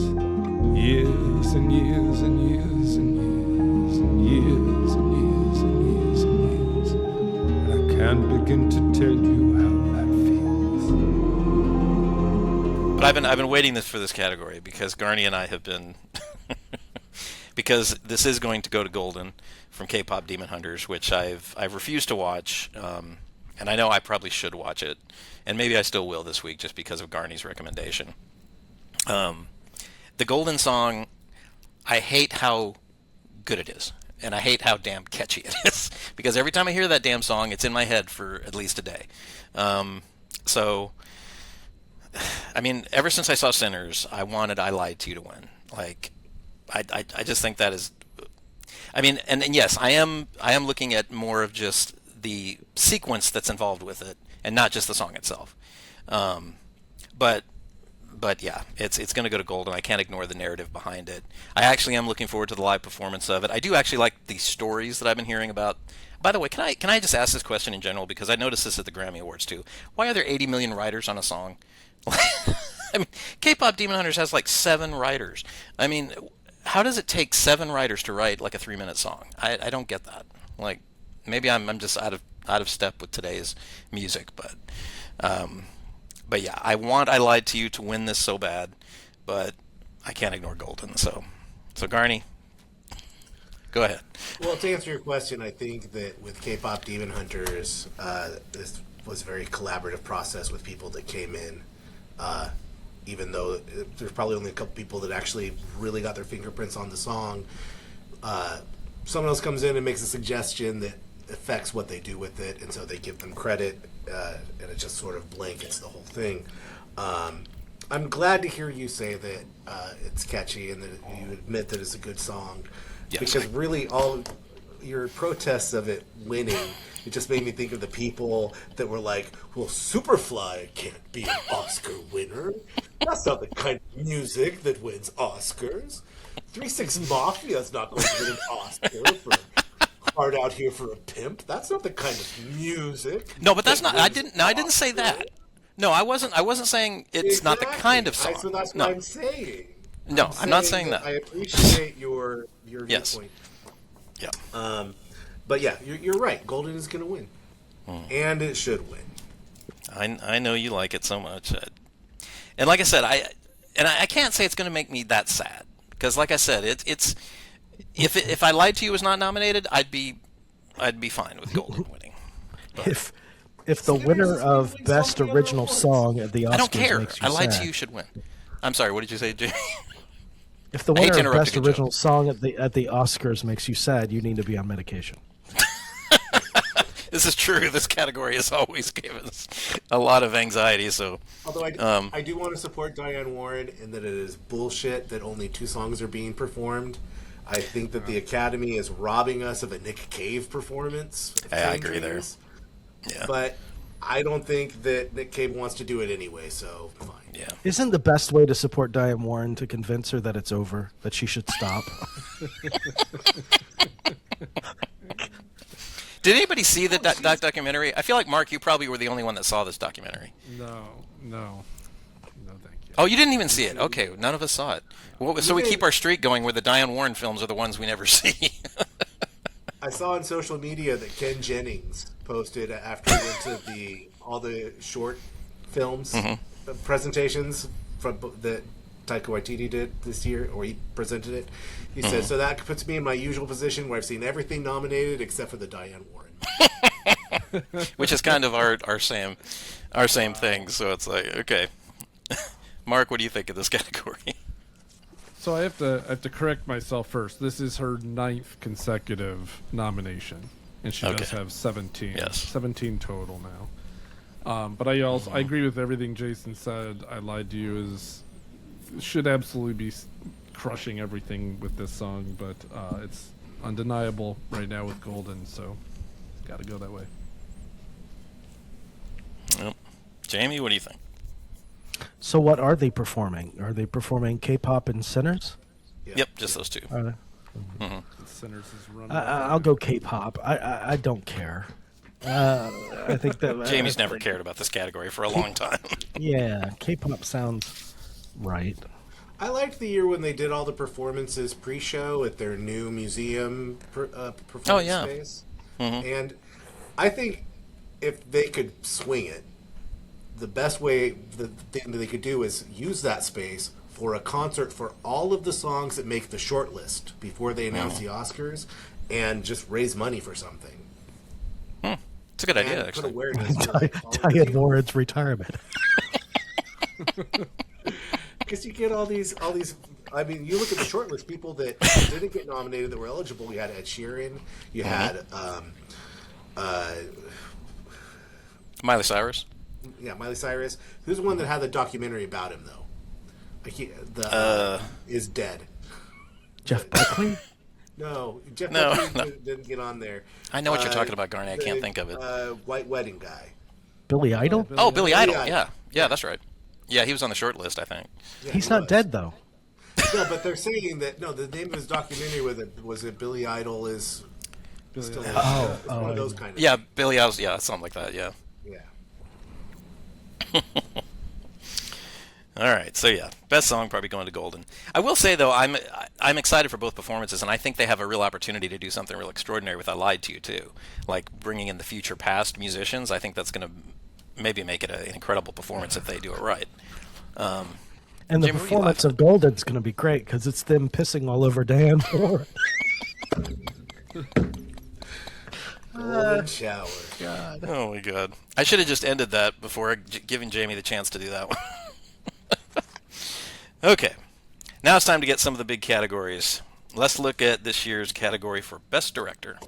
Chloe Zhao pulls these souls together, and from day one, she asked us all to come towards this story with an open heart, and has been such a brave artist to weave everybody's skin into this tapestry that she's created. And that's a really rare experience. Like, well, how can I create life and then access the way that I was making those movies? So like, how can I create life to have the feeling of going inside of it and stealing the movie? Because that is like the urgency of like getting something and getting out. As a writer-director, Paul is one of the great filmmakers of his time, and I think it's his largest film yet. This film is so unique. You know, Paul's the only person that can make a car chase scene exciting that had 3 cars and nobody switching lanes. Regardless of how much I'd love to intellectualize and analyze things, I think the instinctive is really what I run off of creatively most. In this house, I could, in terms of craft, immediately see tons of possibilities to fit the story that Eskil and I, in meticulous detail, had written for an imagined house. Sinners came from a very personal place. That experience made me think of my uncle, who was a sharecropper. One of the things that he and I would do together, listen to blues music. The movie just came to me. You know, like, kind of all coalesced in that moment. Best Director. PTA. Now, he will have already won an Oscar that night, but he needs to get a directing Oscar. And I think that the trend of awarding, like the guy that did Honora, Sean Baker, you're seeing the auteurs are being recognized and getting, sweeping these categories. And I think that's going to happen for PTA. I'm worried that because people know that PTA will win screenplay, that they'll vote. That will affect how they vote in this category. But I'm still going PTA. It's overdue. He deserves it. He's my prediction. Mark, what do you think? I have never and I will never go against the DGA, and especially in a year like this. So Paul Thomas Anderson. Jamie, what do you think? PTA. Absolutely, yeah. I'm with Mark. That's the one guild I'll probably never go against is DGA, and like Garney said, it's so overdue. I am so excited to finally see Paul Thomas Anderson win an Oscar. So, absolutely Best Director. All right, let's get to the acting categories. Thank God for Best Leading Actress. Here are the nominees. What do you see? I see you grown Very strong. And I see you in London working with your father. In the theatre. At the Playhouse. What will I be doing? What do you wish to do, Hamlet? I have a right to sit in my car without you harassing me. What? Yeah. Are you talking to somebody? Yeah, there's this creepy asshole who's harassing me every fucking day. Hey. He harasses me. He's obsessed with me. He's back at my window wanting something. You need to leave the parking lot or get out of your car! Oh my God, are you serious? I'm gonna wear these. Those are my shoes. Honey, he was so cute. What are you... He was so cute on that stage with the Esquires, and he was smiling at me. Okay. And then we went for a walk, and it was just magic. And I know you see magic all the time because you're young, but I don't. And so it was just beautiful. Vi kommer ikke til å jobbe sammen, pappa. Vi kan jo ikke snakke sammen engang. Ja, men vad fan, läs det bara så ringer jag dig. Slutt å ringe. Jeg hører at du er full. Slutt å ringe. Men jag ringer för att jag är bekymrad om. Ja, det har du ikke lov. Du har ikke lov til å være bekymret. Du har ikke lov. Snälla Nora, läs den bara. Hvorfor det? Det kommer ikke til å bli noe av uansett. And obviously, if people still have work to do, they should absolutely stay and continue to work. But it's not strictly enforced. Although, we still do want to meet quotas. So if we can do that with no pressure, just remembering, we are running a business here, so let your conscience guide you kind of thing. Yeah? Good? I'll definitely let them know. Great. New era. All right, Mark. Best actress. It may surprise you, since lead actress is oftentimes one of the hardest categories of the night. To me, this is the easiest category of the night. If I could only bet on one award, I'm betting on Jessie Buckley winning for Hamnet. Well, Jamey, what do you think? Yep, Jessie Buckley. Best performance of last year. Just in general. Not just women. Yeah. Yeah, I agree. That's why I'm so excited for her to win, because I agree. It's the best performance in this category. I'm excited to see Kate Hudson did get nominated, and I do love all these performances, but it's so easily Jessie Buckley, like far and away. Garney. Yeah, all of these performances are Oscar worthy. But Jessie Buckley, this is, they have animators studying her face. Deservedly so. And you could look forward to next year's Hamnet from Pixar. Yes. Exactly. A little bit of Up, a little bit of Brave. That's right. Okay, so yeah, like Mark said, usually Best Actress is the one that we've agonized over, but this year I think it's going to be Lead Actor that we're going to agonize over. So here are the nominees. I'm not a shoe salesman. I'm not a shoe salesman. Okay, well, see, I don't want to discuss this. No, but okay? I do want to discuss it now, because when I'm back from my trip, this is over. I'm not coming back here and doing this. Speaking of which, can we settle up now? I gotta buy my plane ticket. We'll settle at closing. I wanted to see the travel agent on my lunch break. You'll never come back after your lunch break. That's what you think of me? Yes. You think I would go and I just not come back? I said settle at closing, okay? That's it? Yeah, that's it. Goodbye. I love you. Who's this? We have trouble ahead, and the road isn't clear. Wait, excuse me? Who is this? Who is this? I need the greeting code, Bob. Oh, fuck. Well, I don't remember the fucking greeting code because I got a little bit high. That's good. Truly spectacular. Thank you. Nice to see you. I have to fall in love with the show, Dick. I have to want to write that show more than anything in the world. To be in that audience, sitting there, not missing a single word. All right, well, we start with a Connecticut Yankee, 4 or 5 numbers, and we go from there. Look, here's what I'm thinking. The Adventures of Marco Polo. Dick. Who's never gonna be free. We've been running around everywhere looking for freedom. You know damn well you was never gonna find it. Until this. This is the way. Together. Forever. É pra completar? Pode ficar tranquilo, tá tudo em ordem aí. É pra completar? Rapaz. É pra completar, né? Que é aquilo ali? All right, who it will not be. It will not be Leo. Correct. Okay. And it probably won't be Wagner Moura from Secret Agent. So that leaves us with the top 3. I would put Timothée Chalamet in 3rd place among these 3, which leaves it really for me between Ethan Hawke and Michael B. Jordan. And it wasn't Michael B. Jordan. I would think it would be the same story for you guys until last week's SAG, whatever it was, win. Michael B. Jordan is just such a great story, and it would be such a great moment for so many people if he won. Even though I think Ethan Hawke, in terms of degree of difficulty, I mean, Michael B. Jordan played 2 roles, but Ethan Hawke, he's it. I mean, that's a 90-minute monologue that he has to bring enough character and variety to make it interesting. I'm gonna go Michael B. Jordan though. But plus, the other thing that works in Ethan Hawke's favor, or should, is the fact that he's such a veteran that people like and have warm feelings towards, and he has such a career behind him. And Michael B. Jordan he's always good, but he's hit and miss in terms of, it all depends, is he working with Ryan Coogler or not, how good he is. So do I want to go with Michael B. Jordan? I'll go with my gut. So if I'm in doubt, I'll go with what I want to happen, and I want Ethan Hawke to happen. Nice. That final answer. Final answer, Ethan Hawke.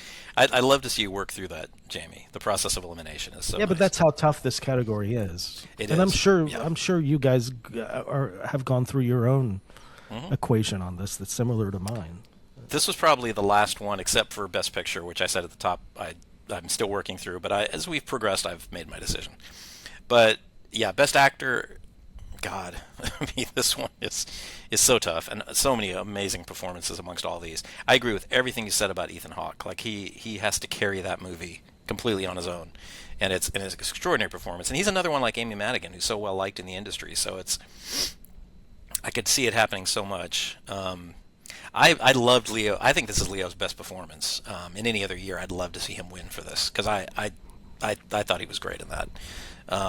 I still think with the international contingent, Wagner Moore is a possibility. And then for so long, everybody said this is Timothy's Oscar to win.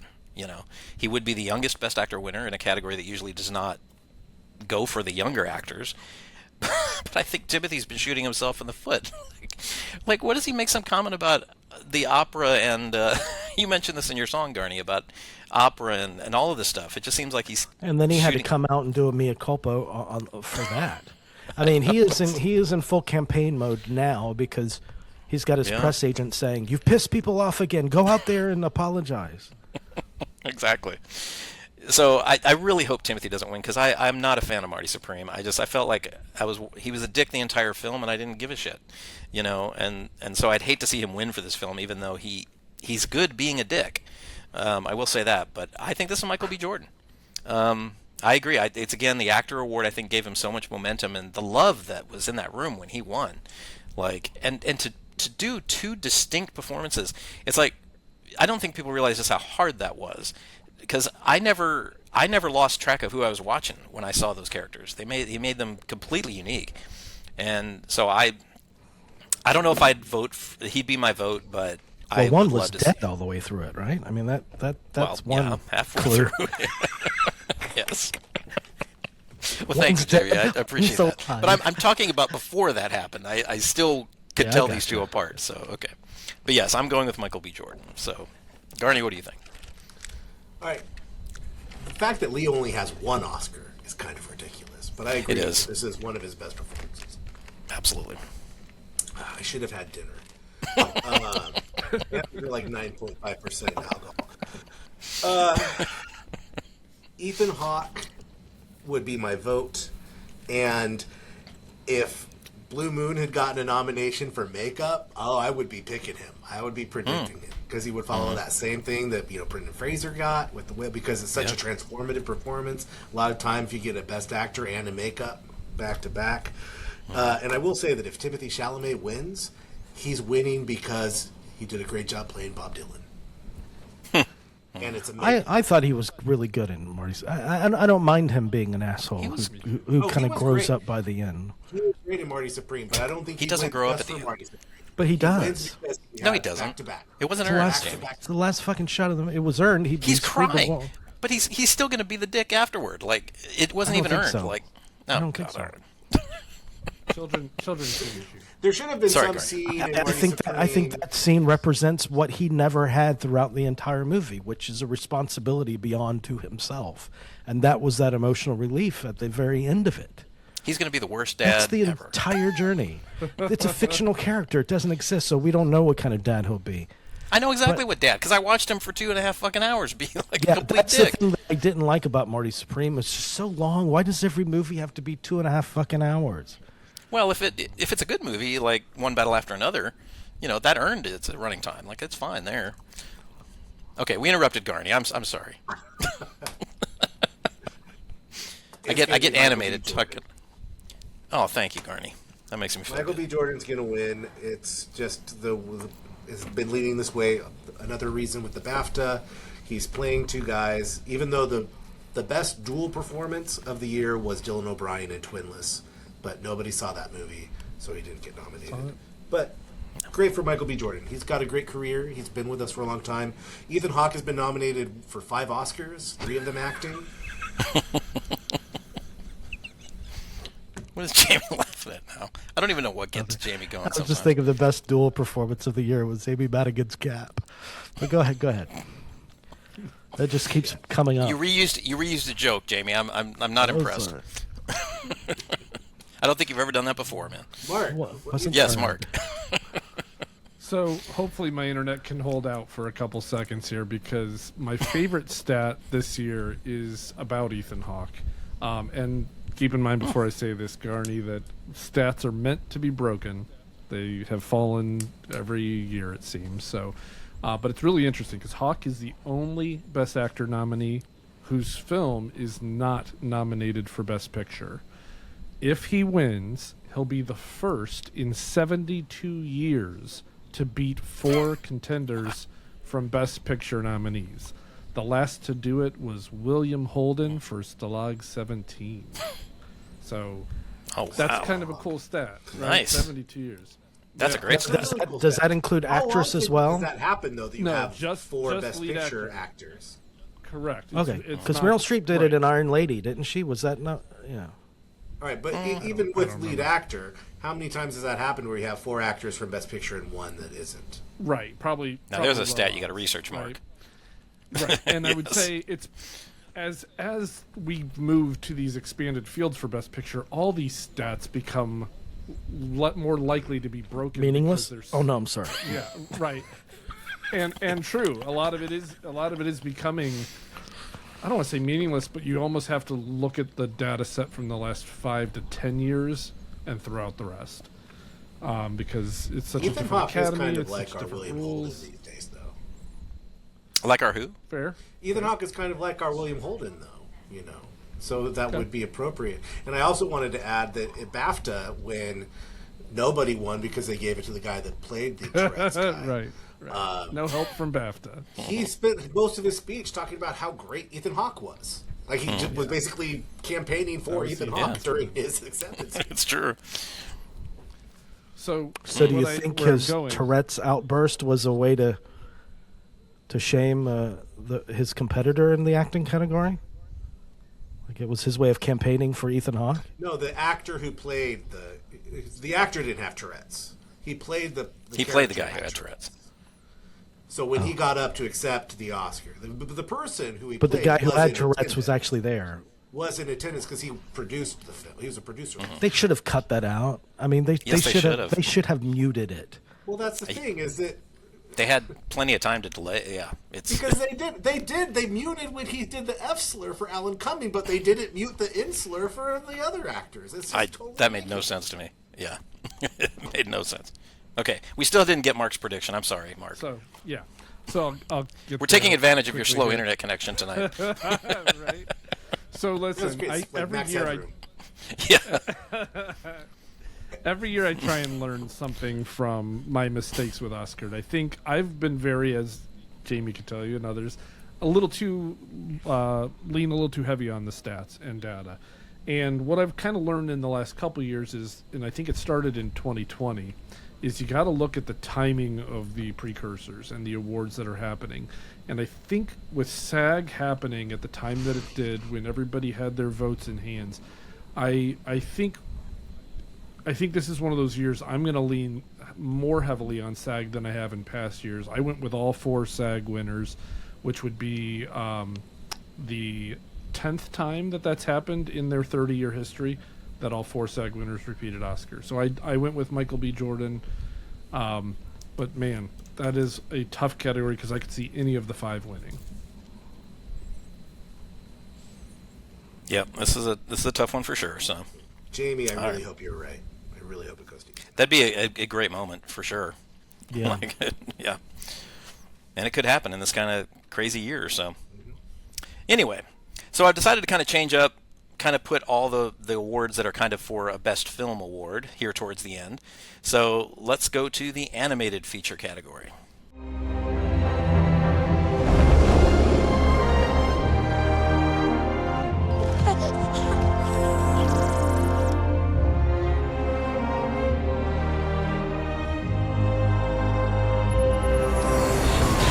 My friends need our help. You made a friend? Just give me a call. You will feel my wrath. Glorden? Hi, Dad. I'm a bargaining chip. They're stealing the souls of our fans? Let's send those disgusting demons back to the depths where they belong! Yeah!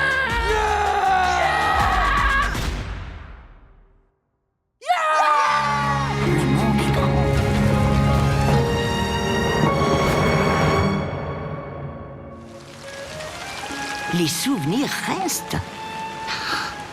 We have to solve their case. It's not worth dying for. Judy! Nick! Good luck! I love you!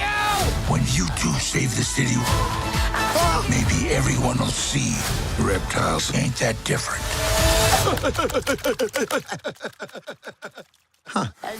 Another one, thank God for this category. This will be K-pop Demon Hunters. Again, I haven't seen it, but honestly, I didn't see any of these animated films. I just came to realize, strangely enough, usually I end up seeing at least one of these, but I missed my animation this year, so I feel like Jamey this year. But yeah, K-pop Demon Hunters winning this one. Garney, what do you think? K-pop. I didn't see Arco, but I saw the rest. It's going to be K-pop. Mark? You didn't miss much. It's a weak-ass year for animated films, but I do agree K-pop. And Jamey, who I know didn't see any of Sure, these films. K-pop. Sure. I used to buy their 8-tracks in the 80s. That's Oh, and I did want to say, I'm wearing this shirt because, yeah, not today, Disney. You're not winning anything. Not today. No, not winning. All right. So pretty easy category there. This one could be a little more difficult. Let's go to the nominees for International Feature Film. Eu tô ameaçado de morte.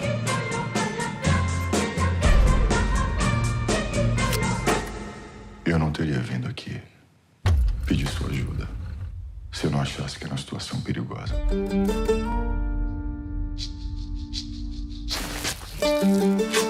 چه پاگروزه آورده اینجا؟ مطمئنی خودشه؟ فقط میخوام کمکم کنی. Han är väldigt tufft vad skådespelerska, förstår du. Självförtroende och ditt behov av uppmärksamhet är olidligt. Hvordan vet du det? Du kjenner oss jo ikke sånn egentlig. Ja.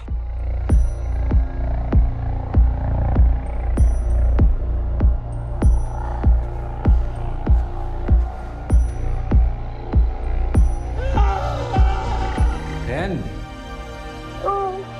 احنا جايين ناخدك احنا.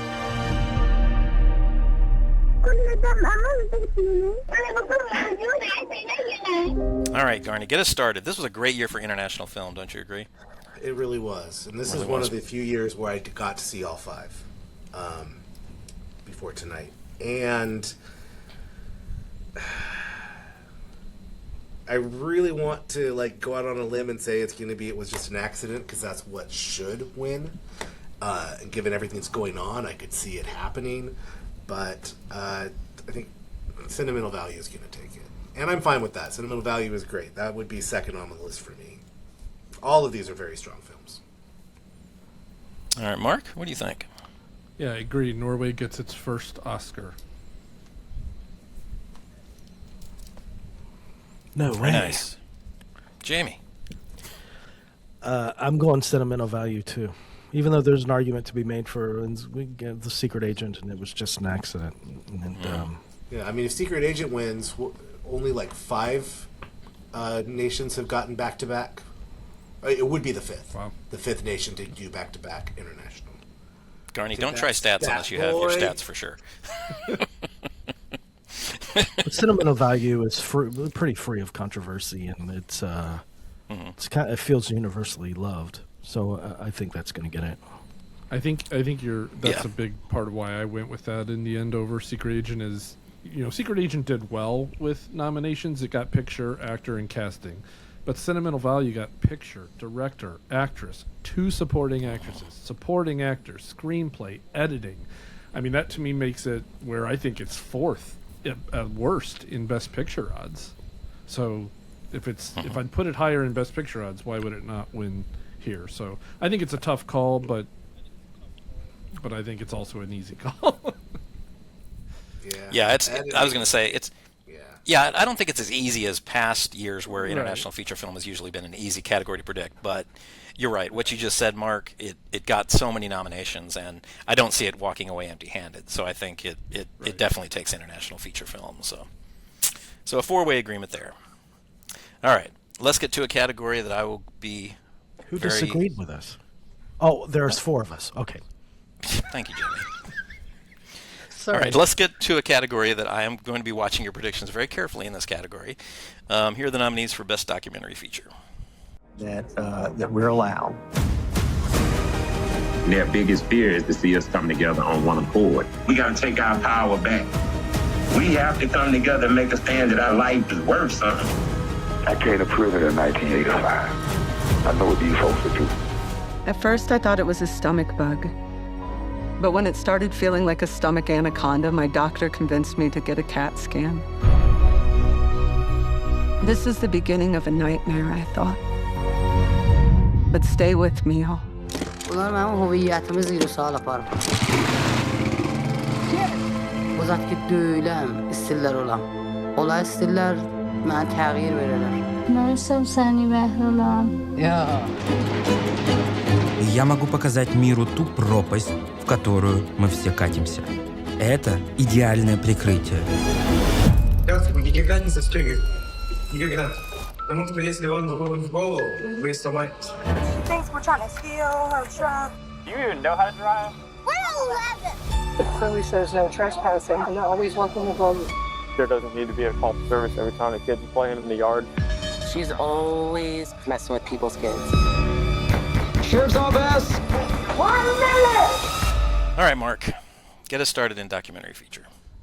Wow, what a mess. This is one of the hardest categories. So we keep saying that for every category, but this truly is one of the hardest ones because PGA went to a film that's not nominated. DGA went to a film that's not nominated. IDA went to a film that's not nominated. And the Critics' Choice winner, which is The Perfect Neighbor, almost never wins. So it's like, what do you do? Mr. Nobody Against Putin won the BAFTA. So that was kind of the big surprise because Perfect Neighbor was kind of, sweeping as far as the nominees. It was losing to films not nominated.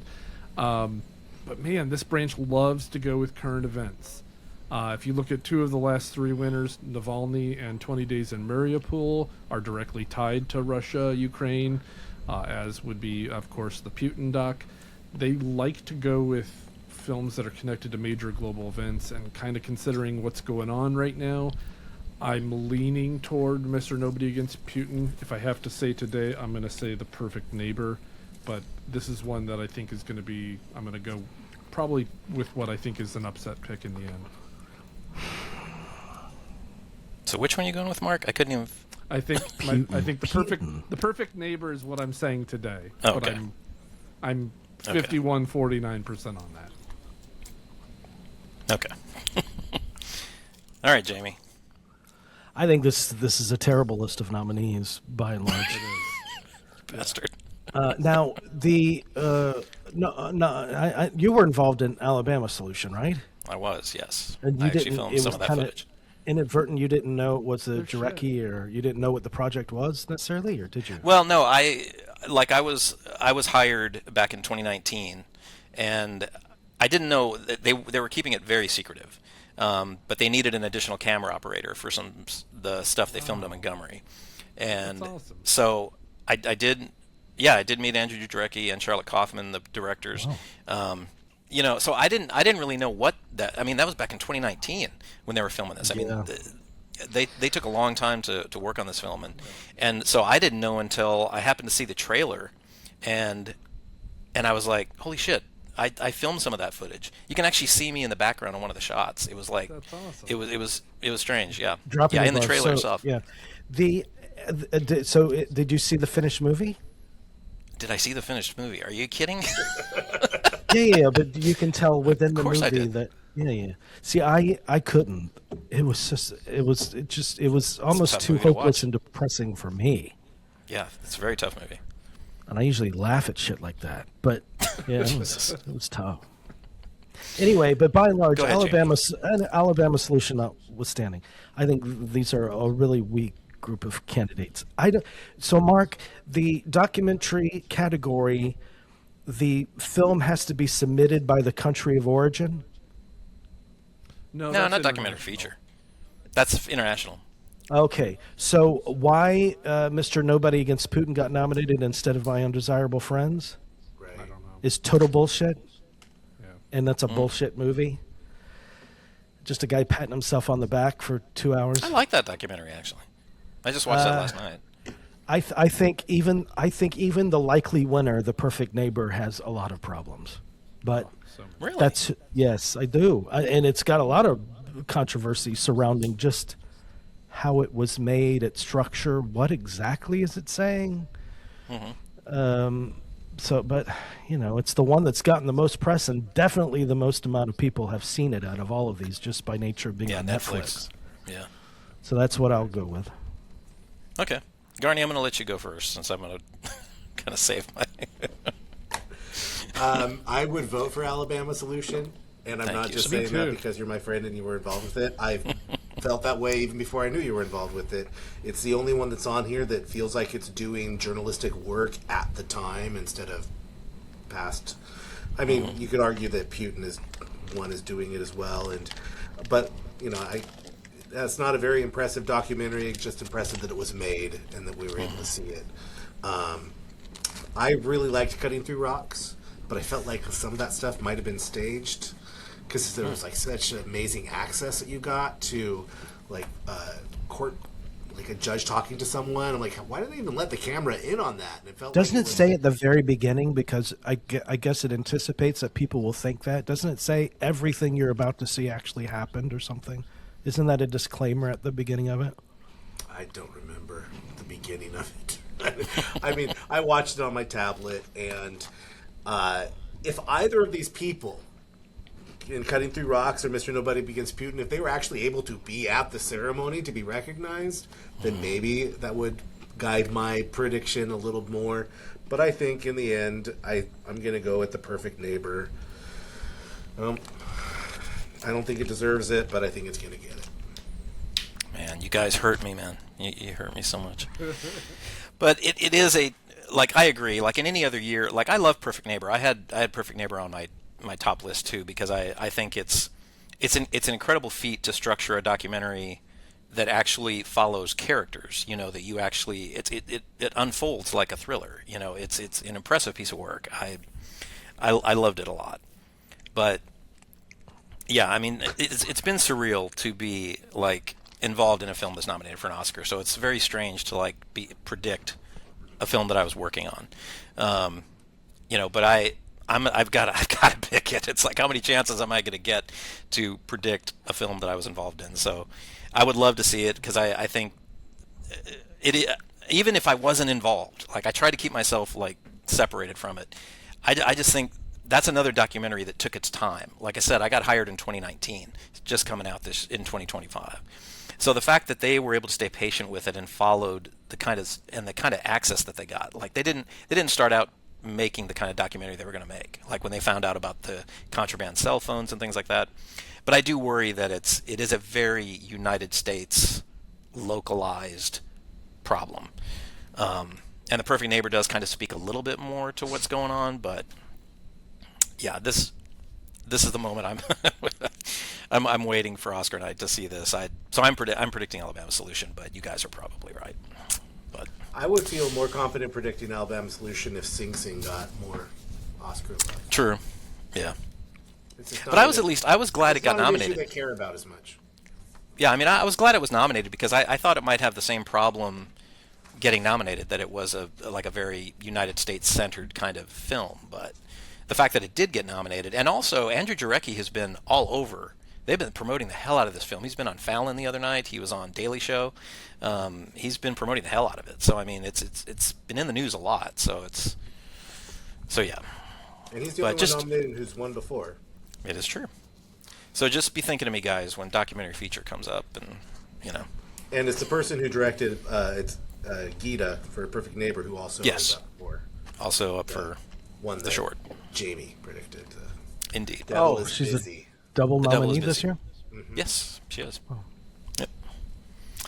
All right, well, we finally made it, guys.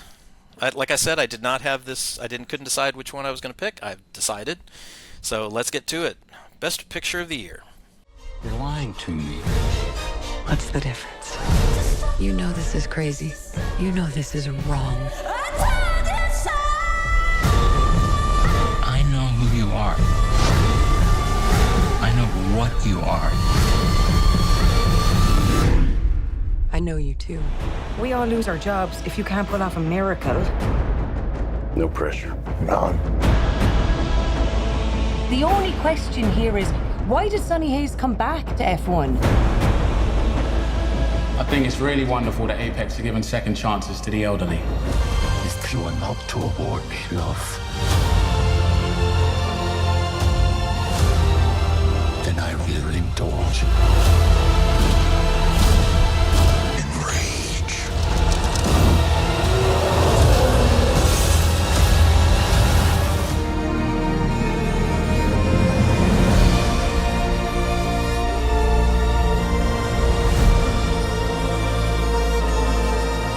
To die, to sleep, perchance to dream. What do you see? I'm not trying to control you, Marty. It's unacceptable! It's unacceptable! But I don't think you understand the stakes. You have no power here.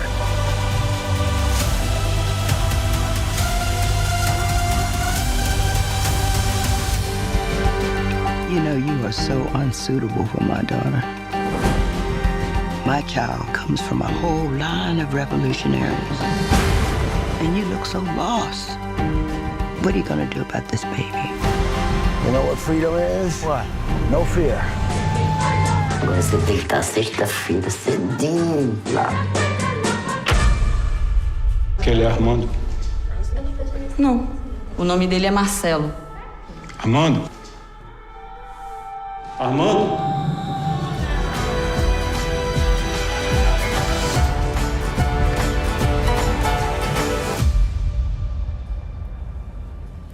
Hi, Papa.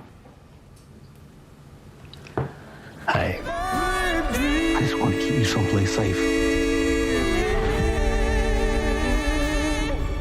In magic, what we do is sacred and big. It's all going by so fast.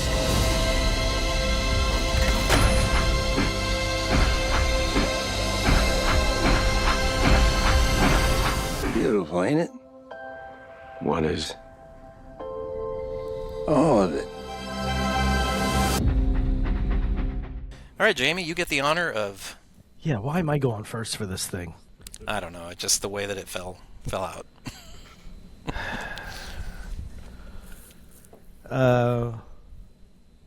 Well, yeah, it's a... Okay, I'm looking now to make sure that I did... I have, for the first...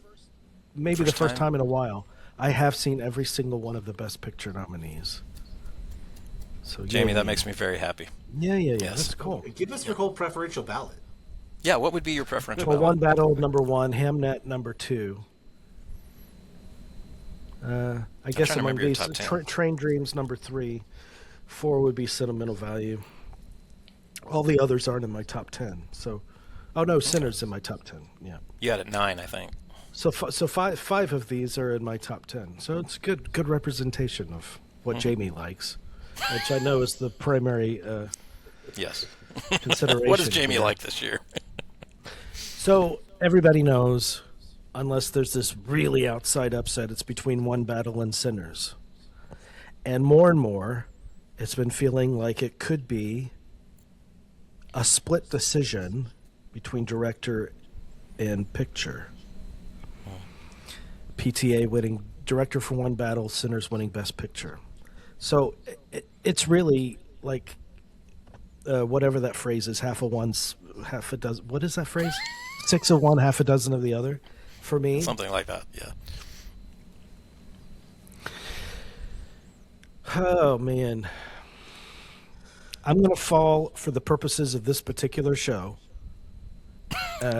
Because I will change my mind on my official ballot that I do at work. Now, why would you do that, Jamey? Why are you going to have a different prediction there? Is that more important than this show's prediction? Like this, a lot of people are going to see this.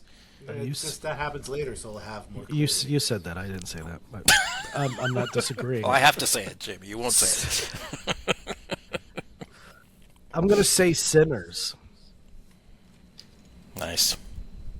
Because I'm thinking in my head, I'm imagining the moment. And Sinners would be a pretty fantastical moment. And they wouldn't, and the whole voting branch would not be called racist the next morning. I think that it's a big positive for Sinners to win. Don't we all do that, though? Like, don't we envision the moments, like, once the Oscars happened, Yes. we were like, God, this seemed like, how did we not see that? Like, of course, we try to envision that moment coming, so it's...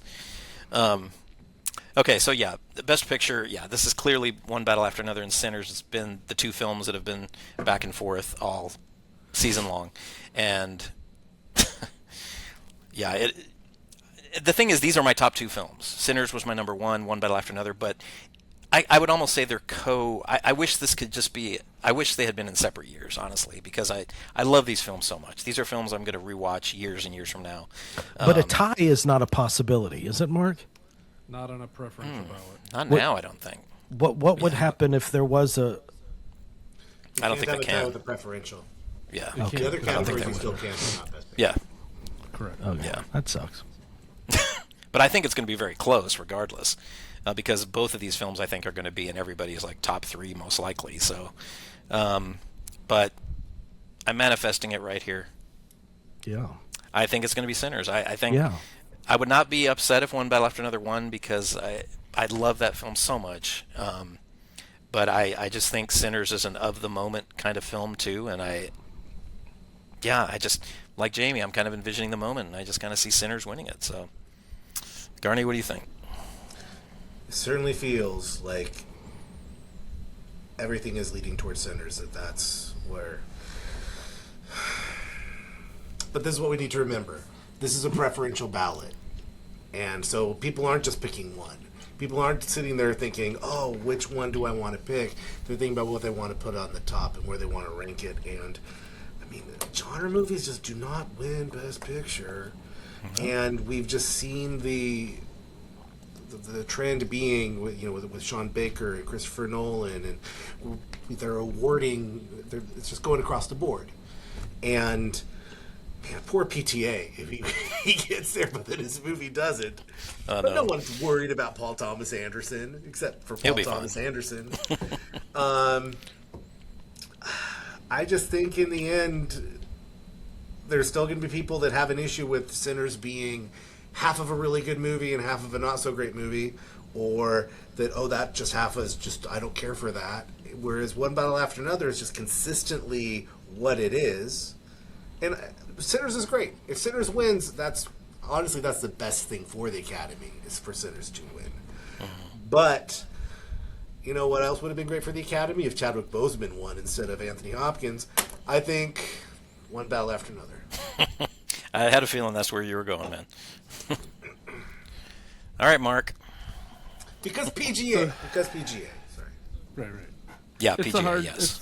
It's the hardest race to call, I think, since I've been doing this, because I didn't see La La Land losing to Moonlight, and I didn't see 1917 losing to Parasite. I thought those felt pretty. I was pretty confident in those, and those are in the past 20 years, those are the only two Best Picture winners that I've missed. I have a feeling I'm going to miss this year as well, but I'm going to do what they did in Hamnet, where the boy and the girl like switched positions to cheat death.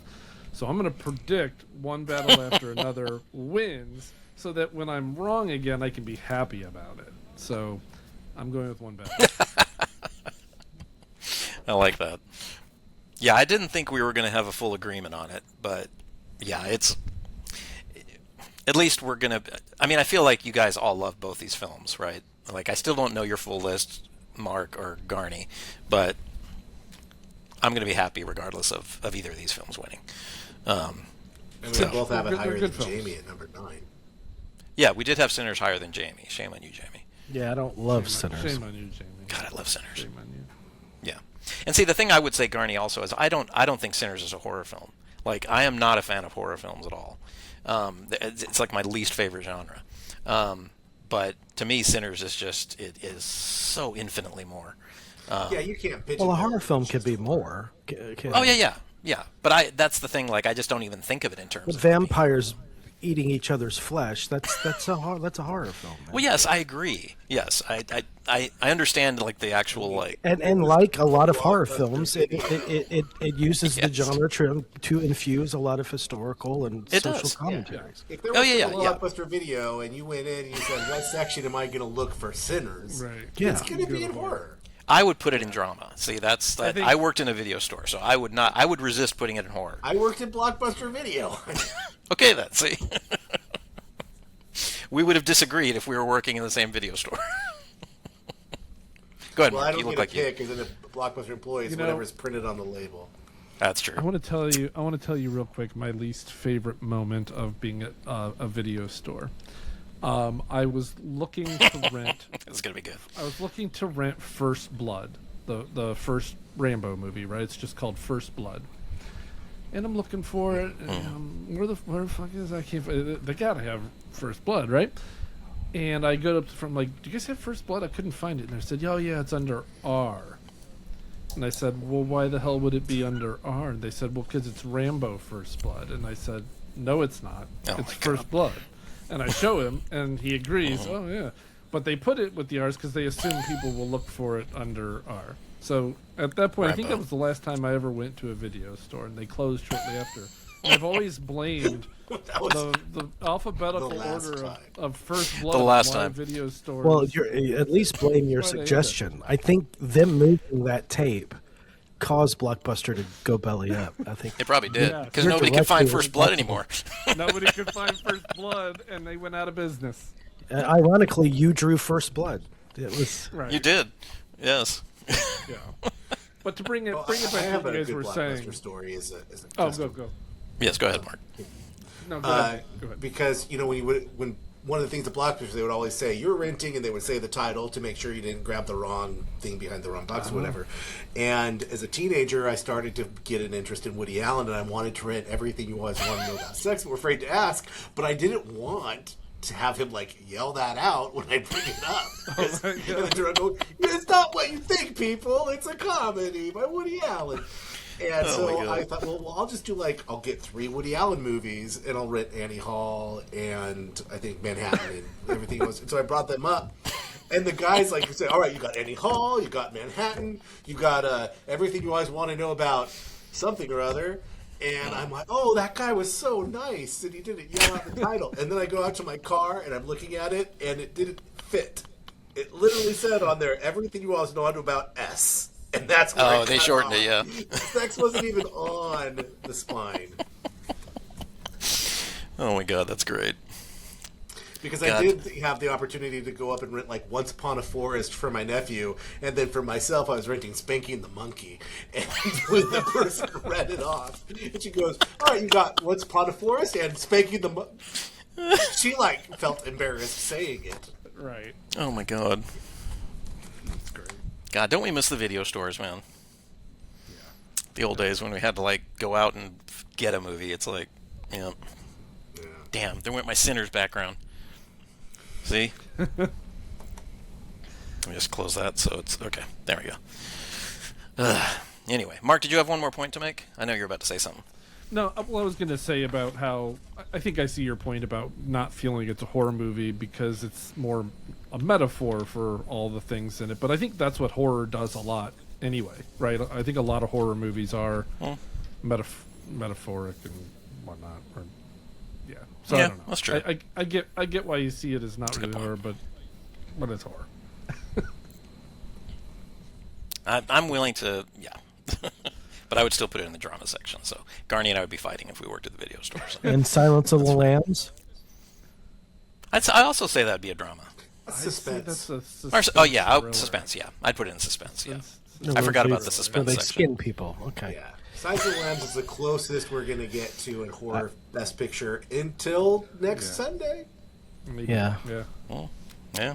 Maybe. Maybe.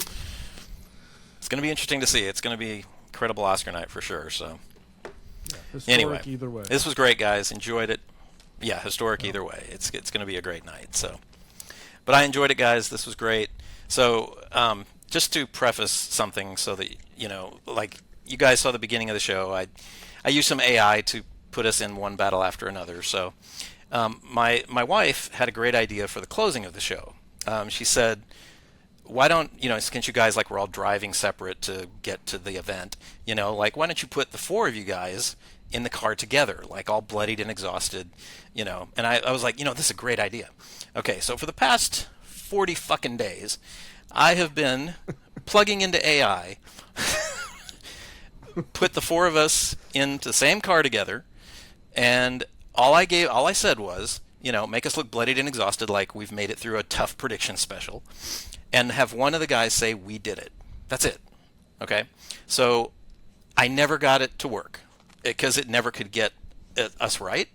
So for any of you that are scared of AI, let me just say that it is definitely not there yet, because you're going to be pretty amazed to see what it decided to do with us. So stay tuned after. So I did come up with a different ending for the show, so I think it works. But stay tuned after that for a very funny blooper reel of what AI just tried to do with the four of us in the same car. So thank you, everybody, for watching. Always appreciate it. Have a great Oscar night. And thank you guys for 20 years of doing this. I know Mark joined us about 4 years in, but I feel like you've been with us forever. So it's like, yeah. Been a while. Just wouldn't be the Oscars without you guys. So, yeah. Anyway, thank you so much for watching, and have a great night. We did it! No fear. God damn it! Viva la Oscars! I've had a few small beers.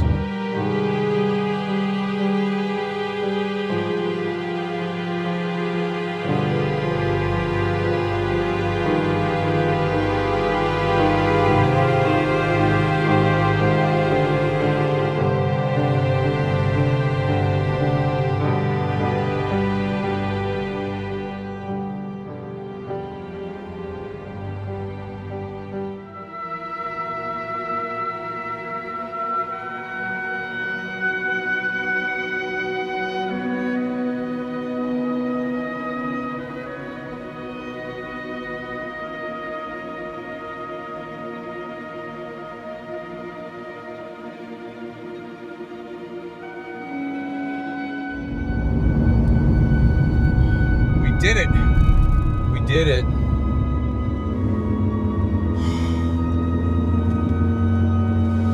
We did it. We did it.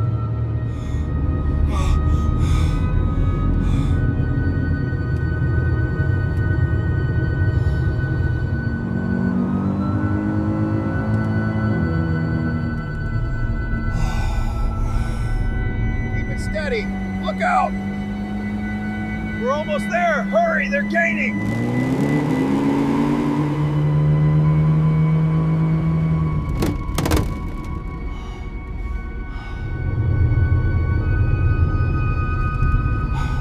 We did it. We Nars. We did it. We did it.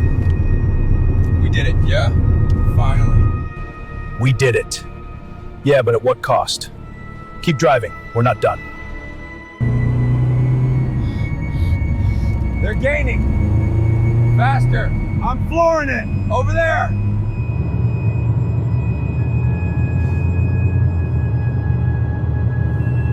And we're out.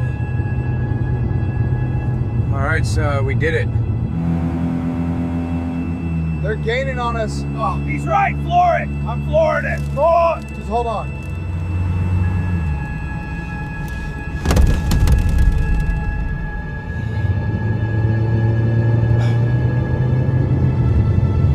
We did it. We did it. Man, did it. We did it. No, we did it. At what cost? Look at us. We need to stop. He's right. We're in bad shape. No, we did it. Pause. We did it. Yeah, we actually made it. Let's not do that again.